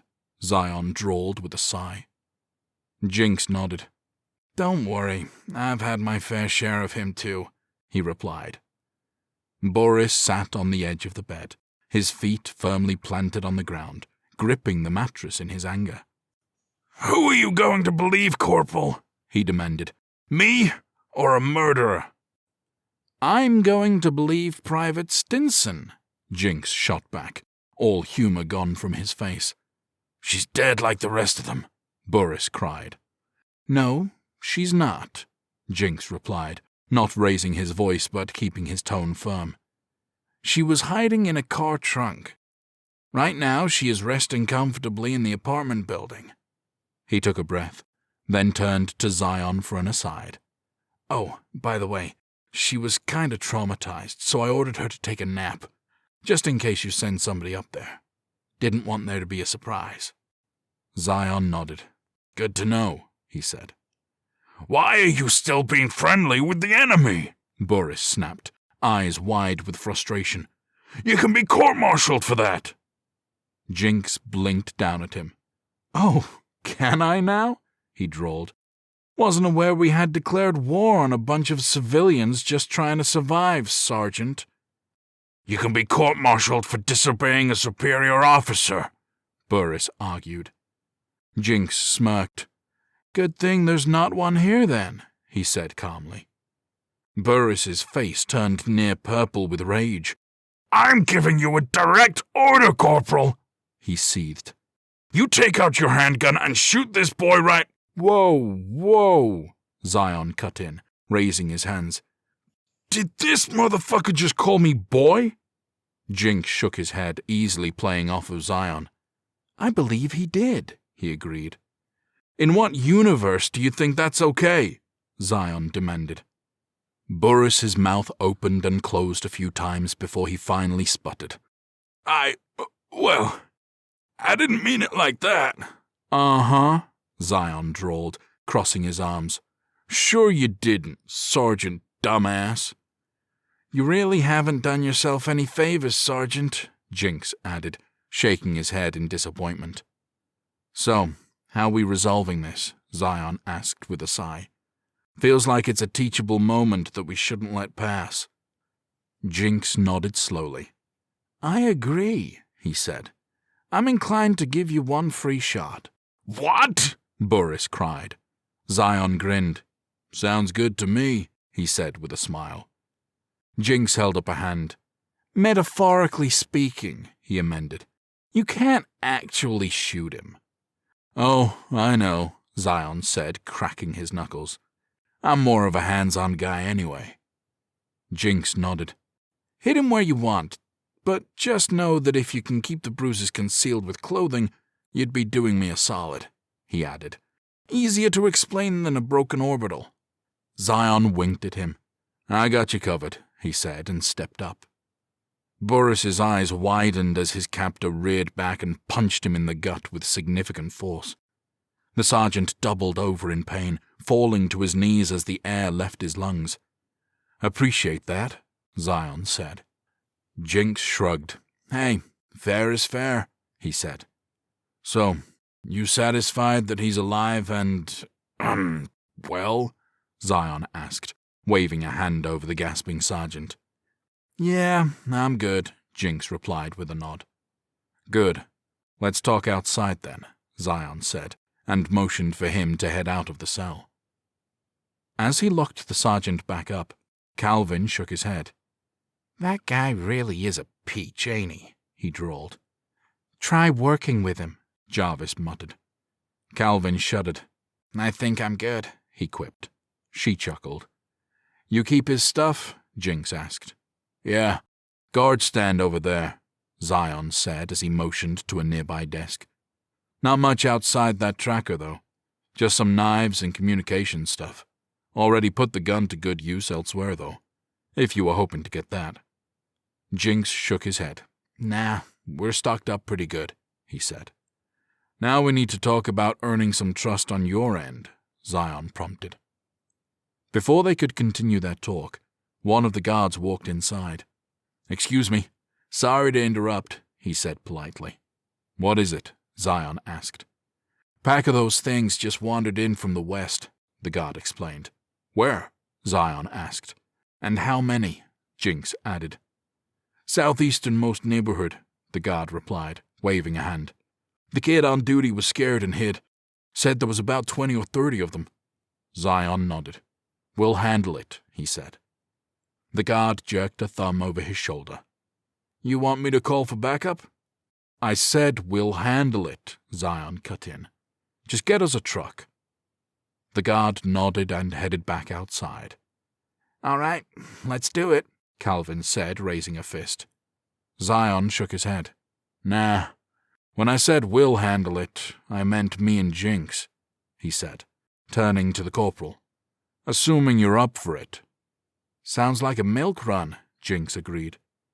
Calvin and Jarvis were stiff, staring at the two men, clearly worried. "We can handle it," Zion assured them. "Besides, Jinx and I need to have ourselves a heart-to-heart." He's right, Private, the corporal added, addressing Jarvis. He pulled out the tracker and handed it to her, winking in the process. He held it way higher and more obvious than if he'd been going to slip it to her covertly. We'll be back. The two men headed for the front of the building. You know I saw you hand off that tracker, right? Zion asked, cocking a brow. Jinx grinned. Good. Means I held it up high enough, he quipped. They chuckled and paused at the armory. Zion entered, spreading his arms and showing off. There weren't any guns in there, just melee weapons. He grabbed his spiked metal bludgeon. If you see something you want, grab it, he said. Jinx looked around, finding a metal Little League bat. He picked it up and gave it a good one-armed swing. Little small, don't you think? Zion asked, cocking his head. Jinx smirked, pulling out his knife with his offhand and saying, Small, but deadly. Chapter 7. Zion and Jinx pulled up to a neighborhood on the far southern edge of town. There, 4 men stood around a truck, getting geared up for an assault. Zion stopped beside them, and he and his passenger got out. Zion, what are you doing here? One of the men asked. We can handle this. I know you can, Zion replied gently, but my friend Jinx and I here are going to. The man blinked at him in confusion, sharing glances with his companions. I mean, okay, he said. Are you sure you don't need us to help? Zion smirked. Really? He drawled, resting his deadly-looking weapon on his shoulder. Do we look like we need help? Oh, no, not at all, the man replied, waving his arms in front of his face. I just mean, we just want to be helpful. Jinx inclined his head. Why don't you 4 keep watch on the main road here? He asked. If any of them get by us, you finish them off. Yeah, what he said, Zion agreed. The man nodded. Okay, yeah, we can do that, he said, puffing out his chest. Okay then, Zion replied, and nodded, leading his companion casually into the neighborhood. They headed towards the far end of the smallish collection of homes. Slick move back there, he commended when they were out of earshot of the others. Trust me, you don't last as long as I have in the military without learning how to kiss some ass and make inferior people feel like they came up with the idea themselves, the corporal said. Zion laughed. So, how long you been at it? He asked. Straight out of high school, Jinx replied. Whirlwind of a week. Had prom, graduation, then a few days later, I was on a bus to basic. Never looked back. Zion raised an eyebrow. So you like working for the man? He drawled. Jinx chuckled. Well, it got me out of my podunk hometown, so I can't complain too much, he admitted. So it was lack of options, huh? Zion asked. The corporal nodded slowly. Join the military and see the world, or buy a double-wide, knock up a waitress and get hooked on meth, he said, holding out his palms to physically weigh the options. So that lifestyle wasn't appealing to you? Zion joked. Jinx smirked. I mean, gotta save some dreams for retirement, don't I? He asked. Zion barked a laugh, shaking his head. Man, you're something else, he said, clapping the corporal on the back. If they would have sent you instead of Sergeant Dicknuts back there, this whole thing might have gone differently. Jinx sobered, offering a sincere gaze. I know I wasn't personally involved, he said slowly, but I do want to say how sorry I am about your friend and your community. Appreciate that, Zion replied with a gracious nod. Jinx pointed out 3 zombies up ahead that had broken away from the main pack. They seemed to be sniffing around, milling about for something of interest. Zion extended his hand, gesturing towards them. By all means, let's see what you got, he invited. Jinx nodded, moving ahead, readying his bat and knife. As he got within a few yards of the ghouls, who were packed together pretty tightly, he launched into an attack.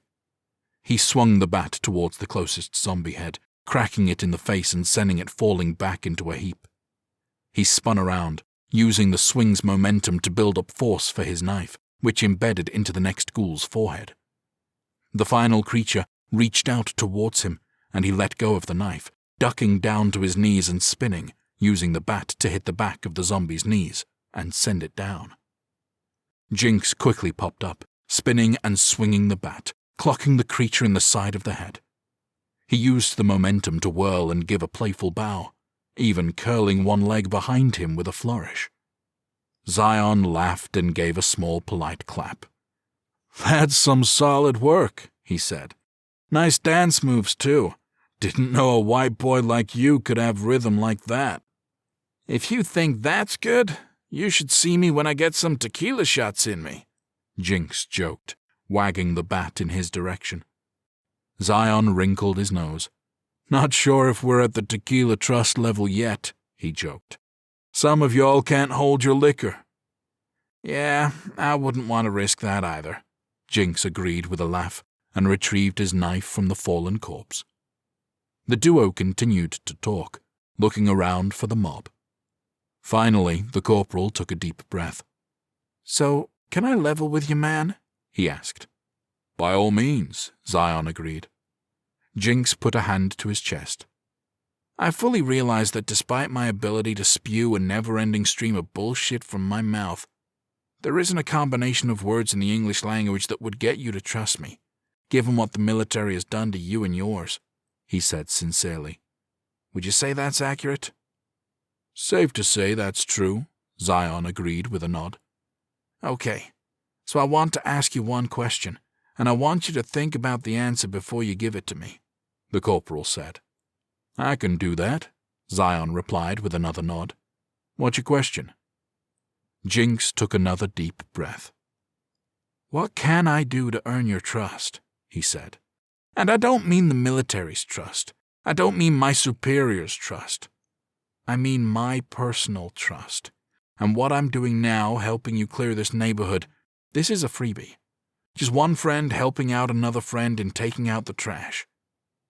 Zion nodded thoughtfully. "Okay, let me think about that for a minute," he said, then extended his hand to point to a mob surrounding one of the houses. "In the meantime, how do you want to deal with this?" The duo stood in the road, staring at the mob. There was someone inside the house, standing at the front window, waving frantically at them. Zion gave them a thumbs up to let them know he saw them. "Well, there goes my first thought," Jinx muttered. Zion cocked a brow. "What was your first thought?" he asked. "Blowing it up," the corporal replied with a shrug. "Debris does a good job of thinning out the herd." "I'm sure the people living there appreciate the change of heart," Zion replied. Jinx looked around, thinking as he took in his surroundings. There weren't any fences, so they couldn't use that for barricades. The cars had all been taken for barriers around town. Finally, he saw an open garage with a chainsaw on the wall. "You mind a little noise?" he asked, tilting his head in Zion's direction. "You do you," the other man replied with a shrug. Jinx nodded and ran over, grabbing the chainsaw, checking to make sure it had some fuel in it, which it did. He looked around on the workbench, picking up some zip ties. He walked back over to a confused Zion. "Do I even want to know?" Zion asked dryly. Jinx grinned.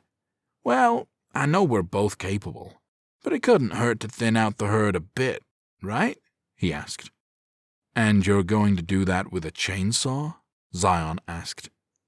Jinx's grin grew wider, like the cat that got the cream. "Despite what you may think, that does not put me at ease," Zion said slowly. Both men chuckled as Jinx affixed the zip ties to the handle, pulling it tight so that the trigger was all the way down. He got ready to start it up. "You may want to take a couple steps back," Jinx warned, and waited for his companion to back up several yards. He walked forward, the zombies in front of him about 15 yards away, none of which had noticed him yet.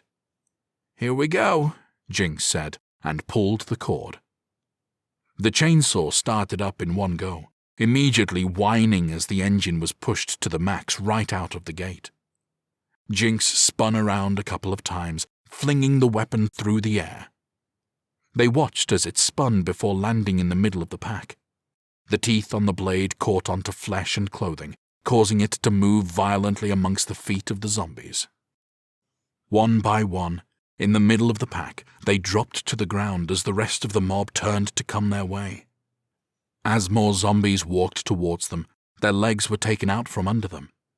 With the 30 creatures that were there, about 8 were taken out. The rest of the pack was spread out a bit, with the hole in the middle providing them a break. "See?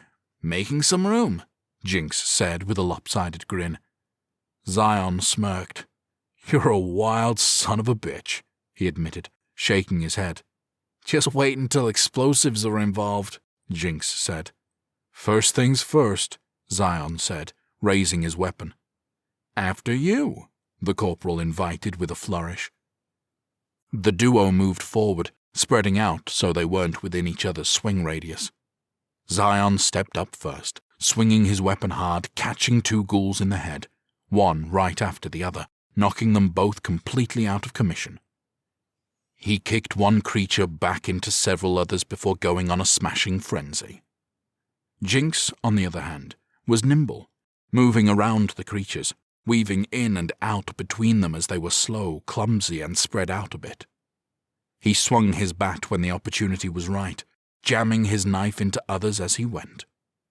It took several moments, but the duo were able to mow down about half the mob before retreating to the road for a breather. "You keeping score?" Jinx asked. Zion shrugged. "Didn't think we needed to," he said. "Thought friends always competed at stuff like this," the corporal asked, cocking a brow. "Oh, we do, but I didn't think this was a question you needed answered," Zion replied casually with a flick of his weapon. "Oh," Jinx drew out the word, exaggerating it. "You thought you were getting the default win, I see." "I mean, come on now," Zion said sheepishly. "You know you're looking at the winner." "So the chainsaw doesn't factor in?"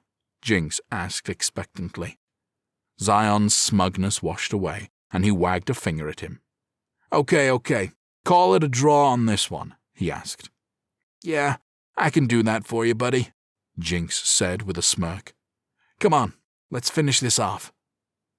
The duo went back to the fight, the last 10 ghouls still standing and shambling towards them. They both started with kicks, knocking them back and causing others to fall.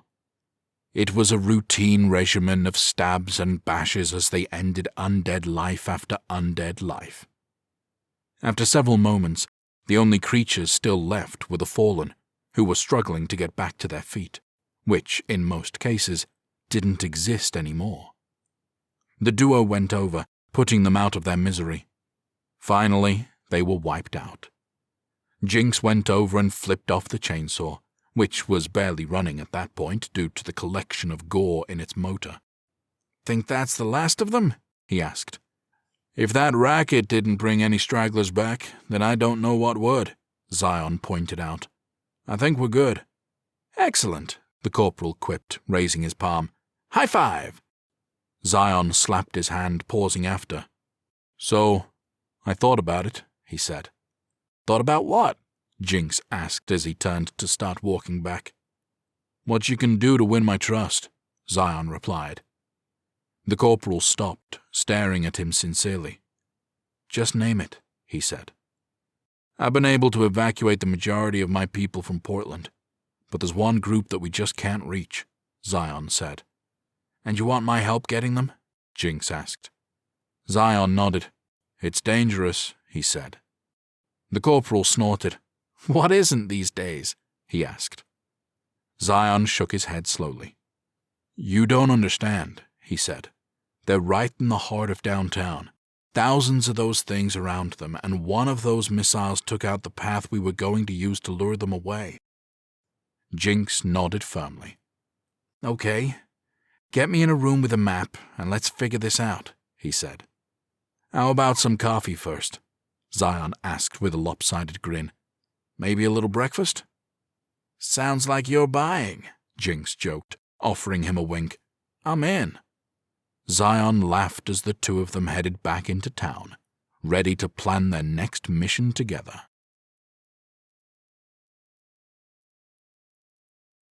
Chapter 8. Zion and Jinx sat down with some fresh bread and coffee in front of them, just shooting the breeze as Calvin and Jarvis came in carrying a handful of things. Okay, Zion, this is everything you asked for, Calvin said.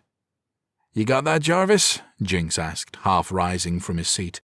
Yeah, I'm good, she assured him, and he sat back down. They reached the table and dropped several maps and notebooks down. What is all this stuff anyway? She asked. That is our next mission, Jinx explained, and what's going to help us complete it. She blinked a few times. Oh? She said, sounding surprised. Should we get the others? They're already on the way to us, girl, Zion assured her. Everybody's fine, don't worry. She smiled as Calvin headed over to the door to look out. Oh, hell, he said. They ain't the only ones coming over. Edward? Zion asked. And Fingers, Calvin added. Good, Zion quipped, standing up. We can kill 2 birds with 1 stone. He turned to the corporal. Excuse me just a second. The older man with a 5 o'clock shadow strolled in, looking like a used car salesman with his hair slicked back. What's going on? He demanded. I was just told you pulled our supply lists. Getting ready to go save Adam and his group, Zion explained. We've been over this, the man, apparently Edward, said. We can supply them with food for a while, but at some point they're going to have to fend for themselves. We can't use everything we have to get them out. We have people here who wouldn't be if we hadn't used our supplies, Zion cut in, voice menacing. So if they have to go without for a while, so we can save more people, then that's exactly what they're going to do. And if they complain, just remind them that they could have been last in line for rescue, but weren't. He raised his chin. Is there a problem with that? Edward swallowed hard, taking a step back. It was his community, but it was clear that Zion was the real muscle, the real one who got anything done. Okay, Edward said, raising his palms. You get one more chance at them before we have a long talk about another one. I know you want to get them, but we can't burn all of our resources in pursuit of that. Now you've done more than your fair share for us, so I'm okay giving you leeway. But there's only so much we can give. Sound fair?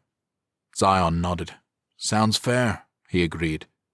Edward looked around, focusing on the 2 soldiers. I don't recognize them, he said carefully. They're military from Seattle, showed up today, Zion said flippantly. Edward's eyes went wide, and he choked on his breath. Are you kidding me? He gasped. You let the military in here? After what happened? Hey, you don't have to tell me what happened, Zion shot back. I was there, and they're helpful. Not like that asshole struggling to sit up straight in the jail. Struggling to sit up straight? Edward asked, throwing up his hands. I thought he had a leg wound. Zion smirked. May have broken a few ribs, he said. Edward rubbed his temples, shaking his head, apparently unsure of how to respond. Don't worry. I told Zion it was okay, Jinx spoke up. Edward glanced at his companion before approaching the table. I don't believe we've been introduced, he said with a smooth tone that told of someone used to being in charge. I'm Edward, the leader of this community. I'm Corporal Jinx, Jinx said and motioned to his partner. And this fine young lady is Private Jarvis. The rest of our boys will be along shortly. Rest of your boys? Edward asked, cocking a brow. How many are you? 6, counting us, Jinx replied. You want to fill me in on what you're doing here? Edward asked sternly. Not particularly, Jinx drawled, tearing off a strip of bread. I figure Zion can do that when he's ready. He shoved the morsel into his mouth, effectively accentuating his point.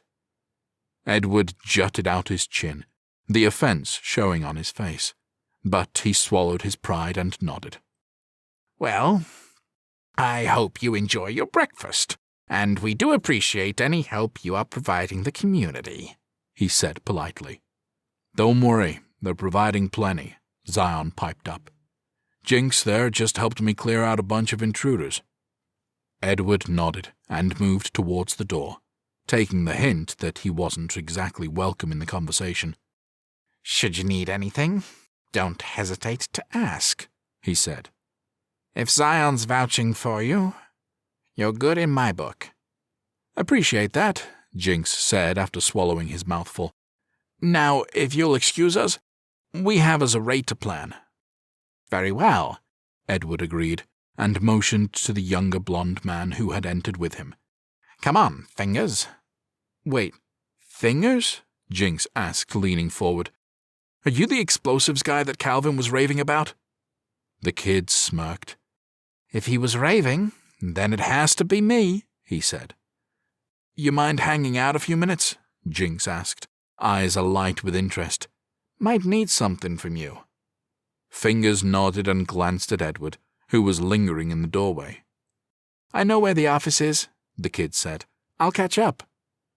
Edward nodded and left, closing the door behind him. As soon as he was gone, Fingers rubbed his palms together excitedly. So, what are we blowing up? He asked. Jinx grinned. That, my new friend, is what we're going to figure out right now, he replied, and hopped out of his chair, tossing a large piece of bread into his mouth and grabbing his coffee cup before leaning over the maps. He pulled the one of downtown and slapped it into the center, flattening it with his palm. Okay, lay it out for me, he said through a mouthful of bread. What we got? Zion grabbed a pen, marking the map as he spoke. Okay, the target is here, a mechanic's garage, he said. Our friends are in there. How many? The corporal asked. 10, 12, something like that, Zion replied. Okay. Where's the traffic jam? Jinx asked, washing down his mouthful with some coffee. Right here to the east, Zion explained, tapping with the pen. The bomb that was dropped landed a couple of blocks away, ripped through a few buildings and made it impossible, at least for those things. And there's a lot of those things. Jinx cocked his head. How many? He asked. Thousands in that area and surrounding it, Zion said. Jinx shrugged. So we get some explosives, go 5 or 6 blocks to the west and set them off, he suggested. Shouldn't that be enough to pull them away from the door long enough for us to get them out? The other man was already shaking his head before the corporal finished his question. Wish it was, he said soberly. But when those bombs went off, it pulled thousands, maybe tens of thousands towards downtown. So the woods and suburbs are filled with those things. If we set off the bombs, all we're going to do is pull more towards us. Got it, Jinx said, lowering his gaze to the map.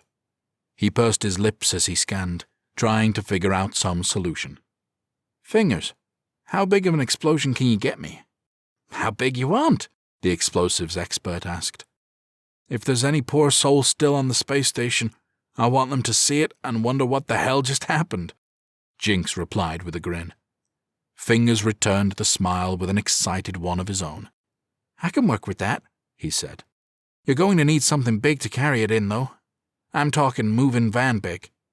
That's not going to work, Zion cut in. Why not? Jinx asked. Zion shook his head as he motioned on the map. Because the bridges across the river are all locked down, he explained. This thing hit at rush hour, and there isn't a clear bridge. We have to go over on foot. Damn. Okay, the corporal said, rubbing his chin. Does anybody know the area? Fingers raised his hand. Yeah, I spent some time there, he said. What you looking for? Some source of explosive material, Jinx replied. Preferably something that wouldn't be particularly useful to us, like gas. Let me see that map, Fingers said, and got closer to the table, leaning over to get a better look and study the area. Not sure if this is going to work, but there's a big hospital complex down south, about a mile maybe, Where? Jinx asked. Fingers pointed it out, the hospital almost due south of the garage.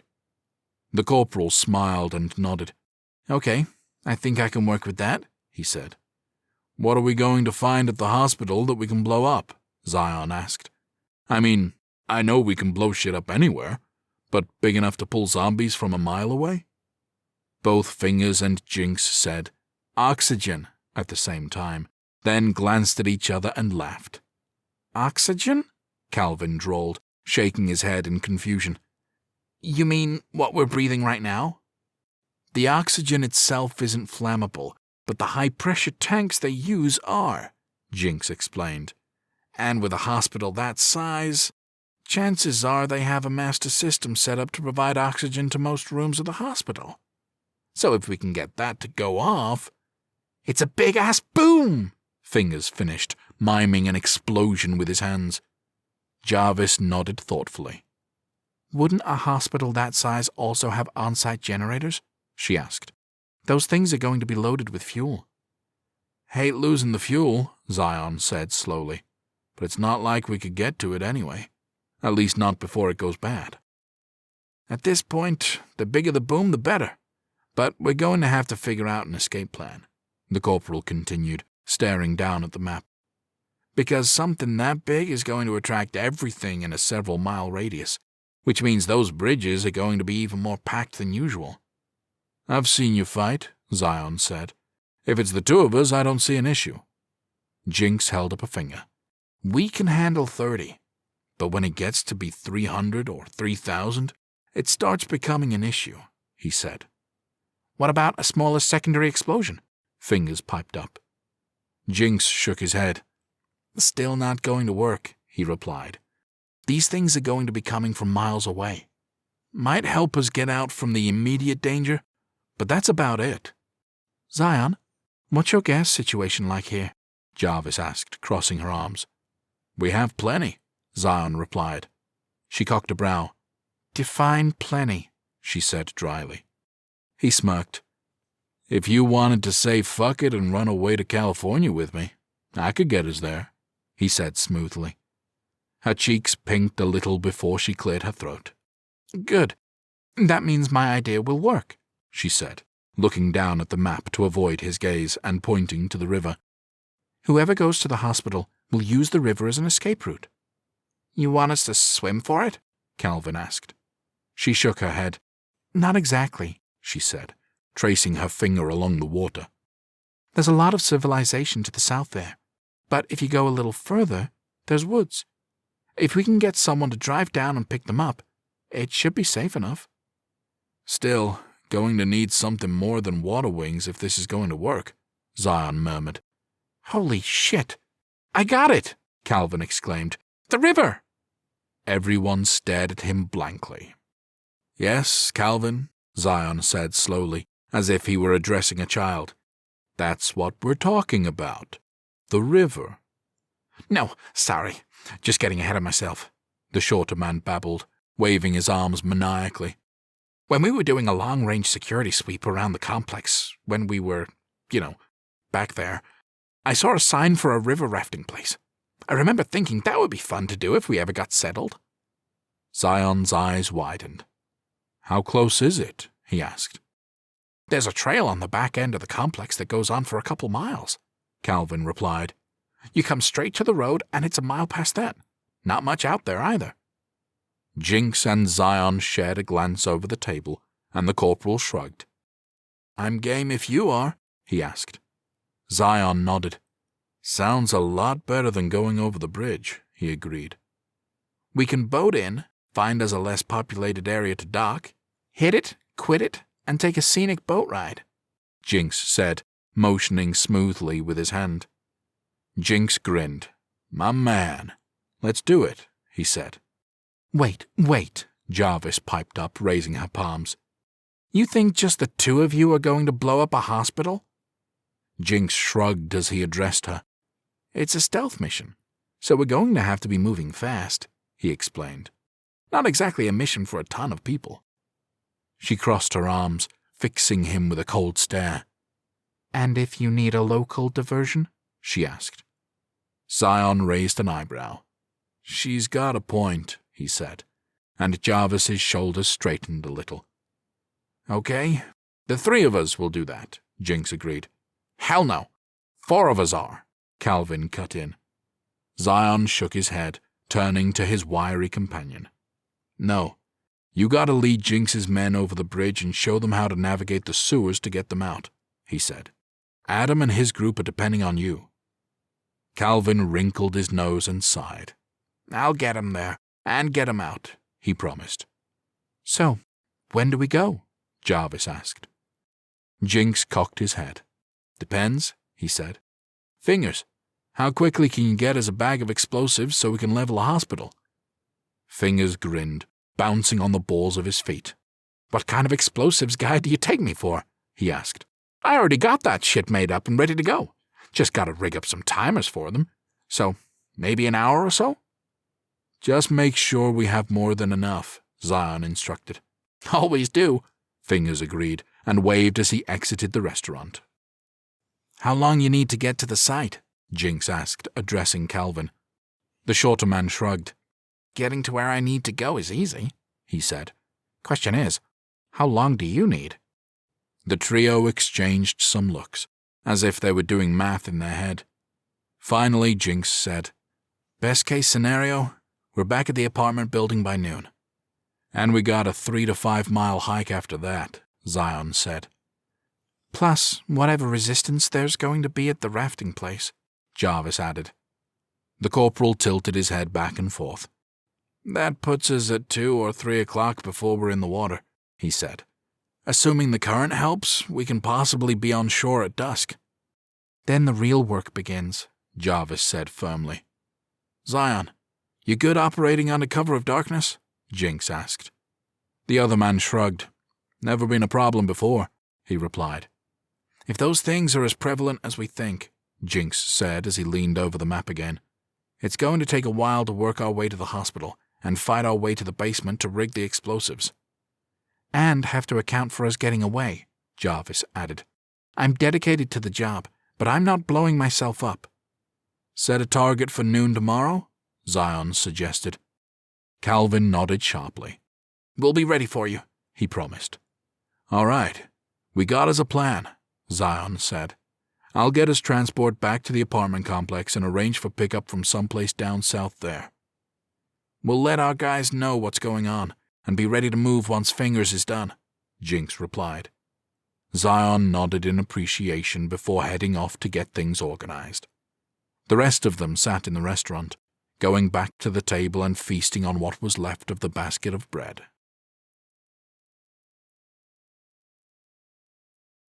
Chapter 9. Zion, Jinx, and Jarvis walked through the woods, each carrying a large bag of explosives.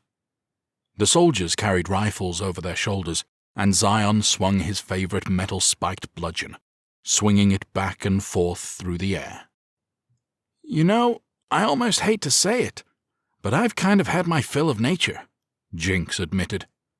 Zion huffed a laugh. Shit, man. If you grew up in the inner city like I did, then you'd embrace every single day of this, he said. The corporal rolled his eyes, sarcasm clear in his tone. Sure, it's a waking nightmare filled with flesh-eating corpses, violent raiders who would kill you for a can of kidney beans, and the constant threat of dying from everything from starvation to the flu. But at least it's beautiful, he joked. See, you're getting it now, Zion quipped. Jinx and Jarvis laughed at his easy parrying of the sarcastic corporal.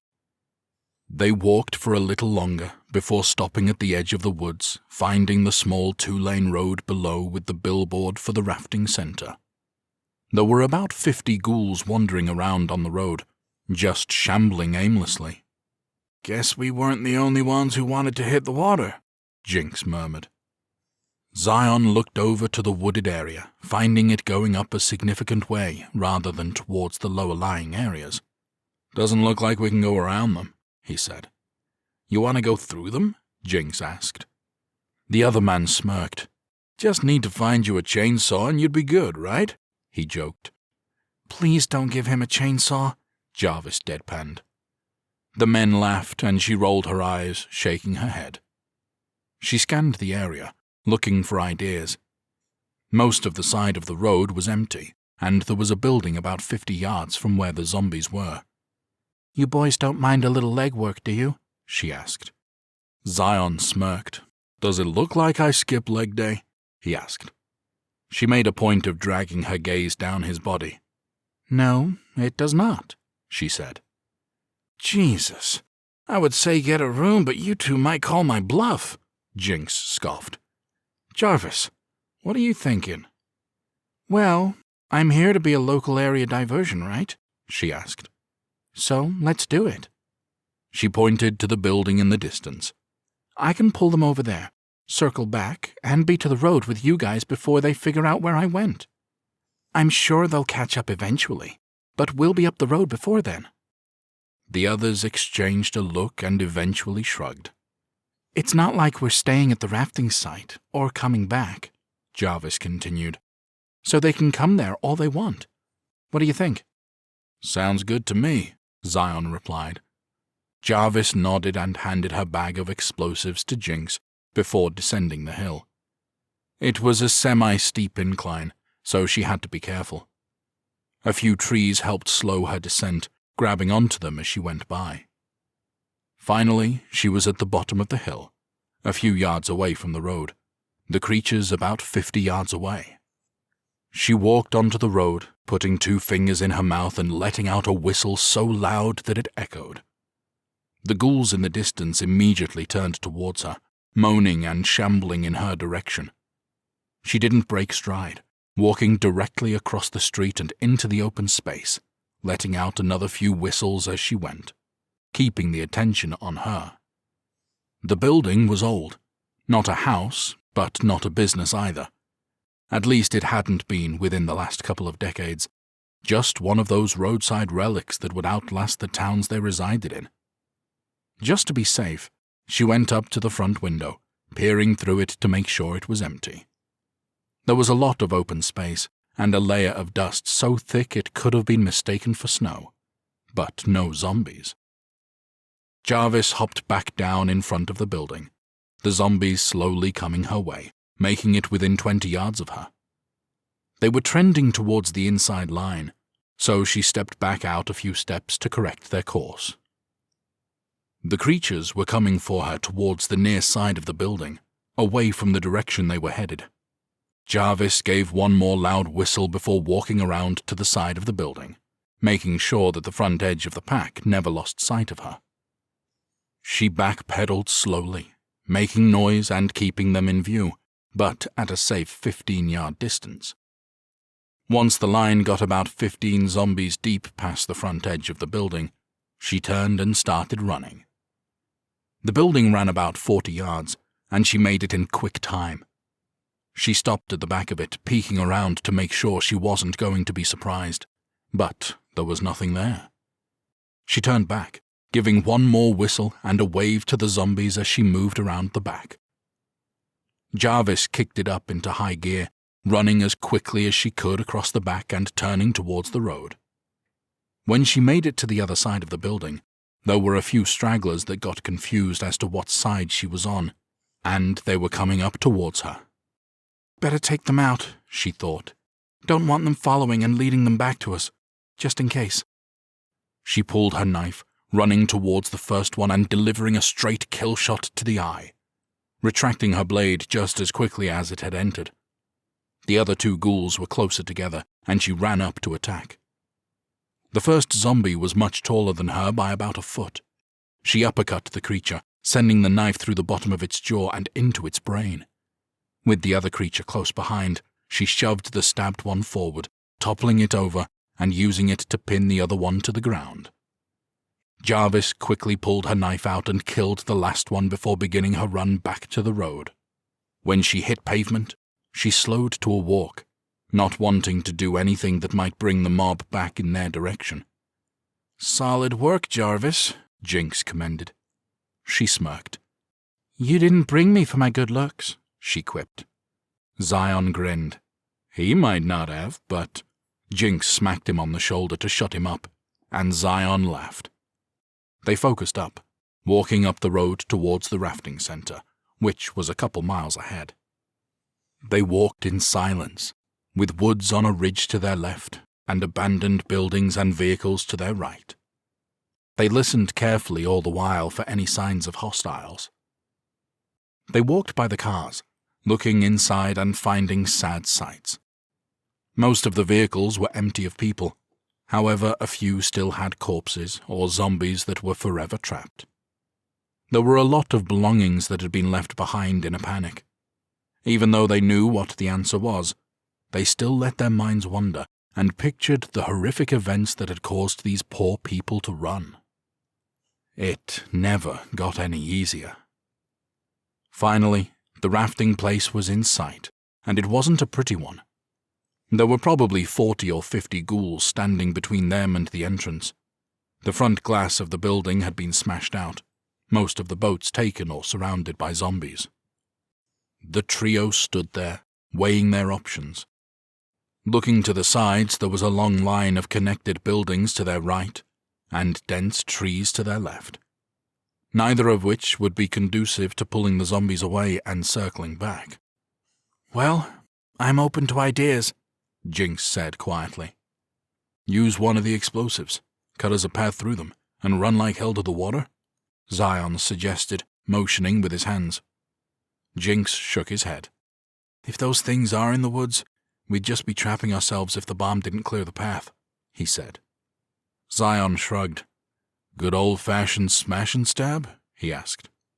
The corporal nodded. "Might not have a choice," he said. "What about the water?" Jarvis asked. Jinx glanced at her. "What about it?" he asked. "What if we come at it from the water?" she expanded. Zion shook his head. "Yeah, I'm lost, girl," he admitted. "Those things are in front. They're focused on the store for whatever reason," she explained. "The back of the building that goes down to the shore probably isn't occupied, at least to this extent. So we go upstream a bit, swim our way back, steal us some boats, and hit the water." Jinx nodded thoughtfully, then turned to Zion. "You down?" he asked.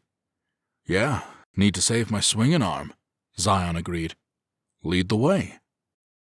Jarvis nodded and led them back up the road and behind the long connected building. She paused at the back, looking out and spotting a few creatures that were milling about. There was a path around them, the view blocked with trees, and she led them quickly and quietly towards it, getting to cover without any creatures noticing. The walk through the woods was a quick one, with no resistance whatsoever. It took a few minutes, but they made it to the water, a few 100 yards up from the rafting place. Jinx got into the water, wading waist deep, trying to get a good angle on the back of the building. There were half a dozen zombies in the back, shambling around a few kayaks that were 30 yards away from the shore and 20 yards from the back of the building. He came back to shore. "Got some boats close," he explained, "but minimal resistance. Can't see the back of the building, so don't know about reinforcements." "I'll cover you two while you get the boats to the water," Zion said.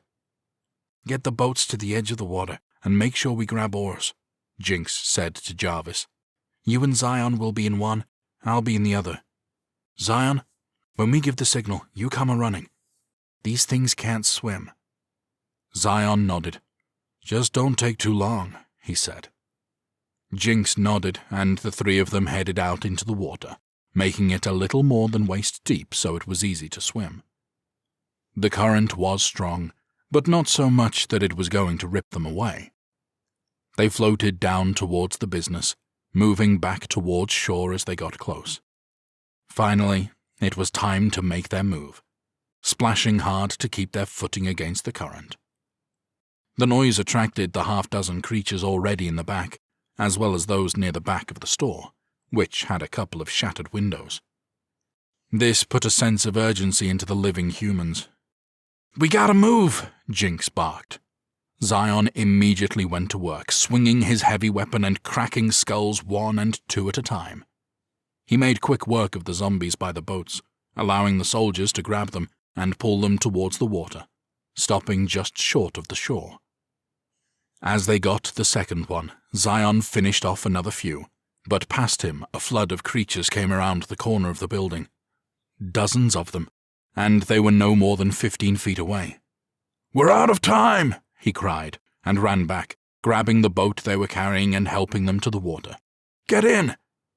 Jinx jerked his boat into the water, pulling himself in as it started to move downstream.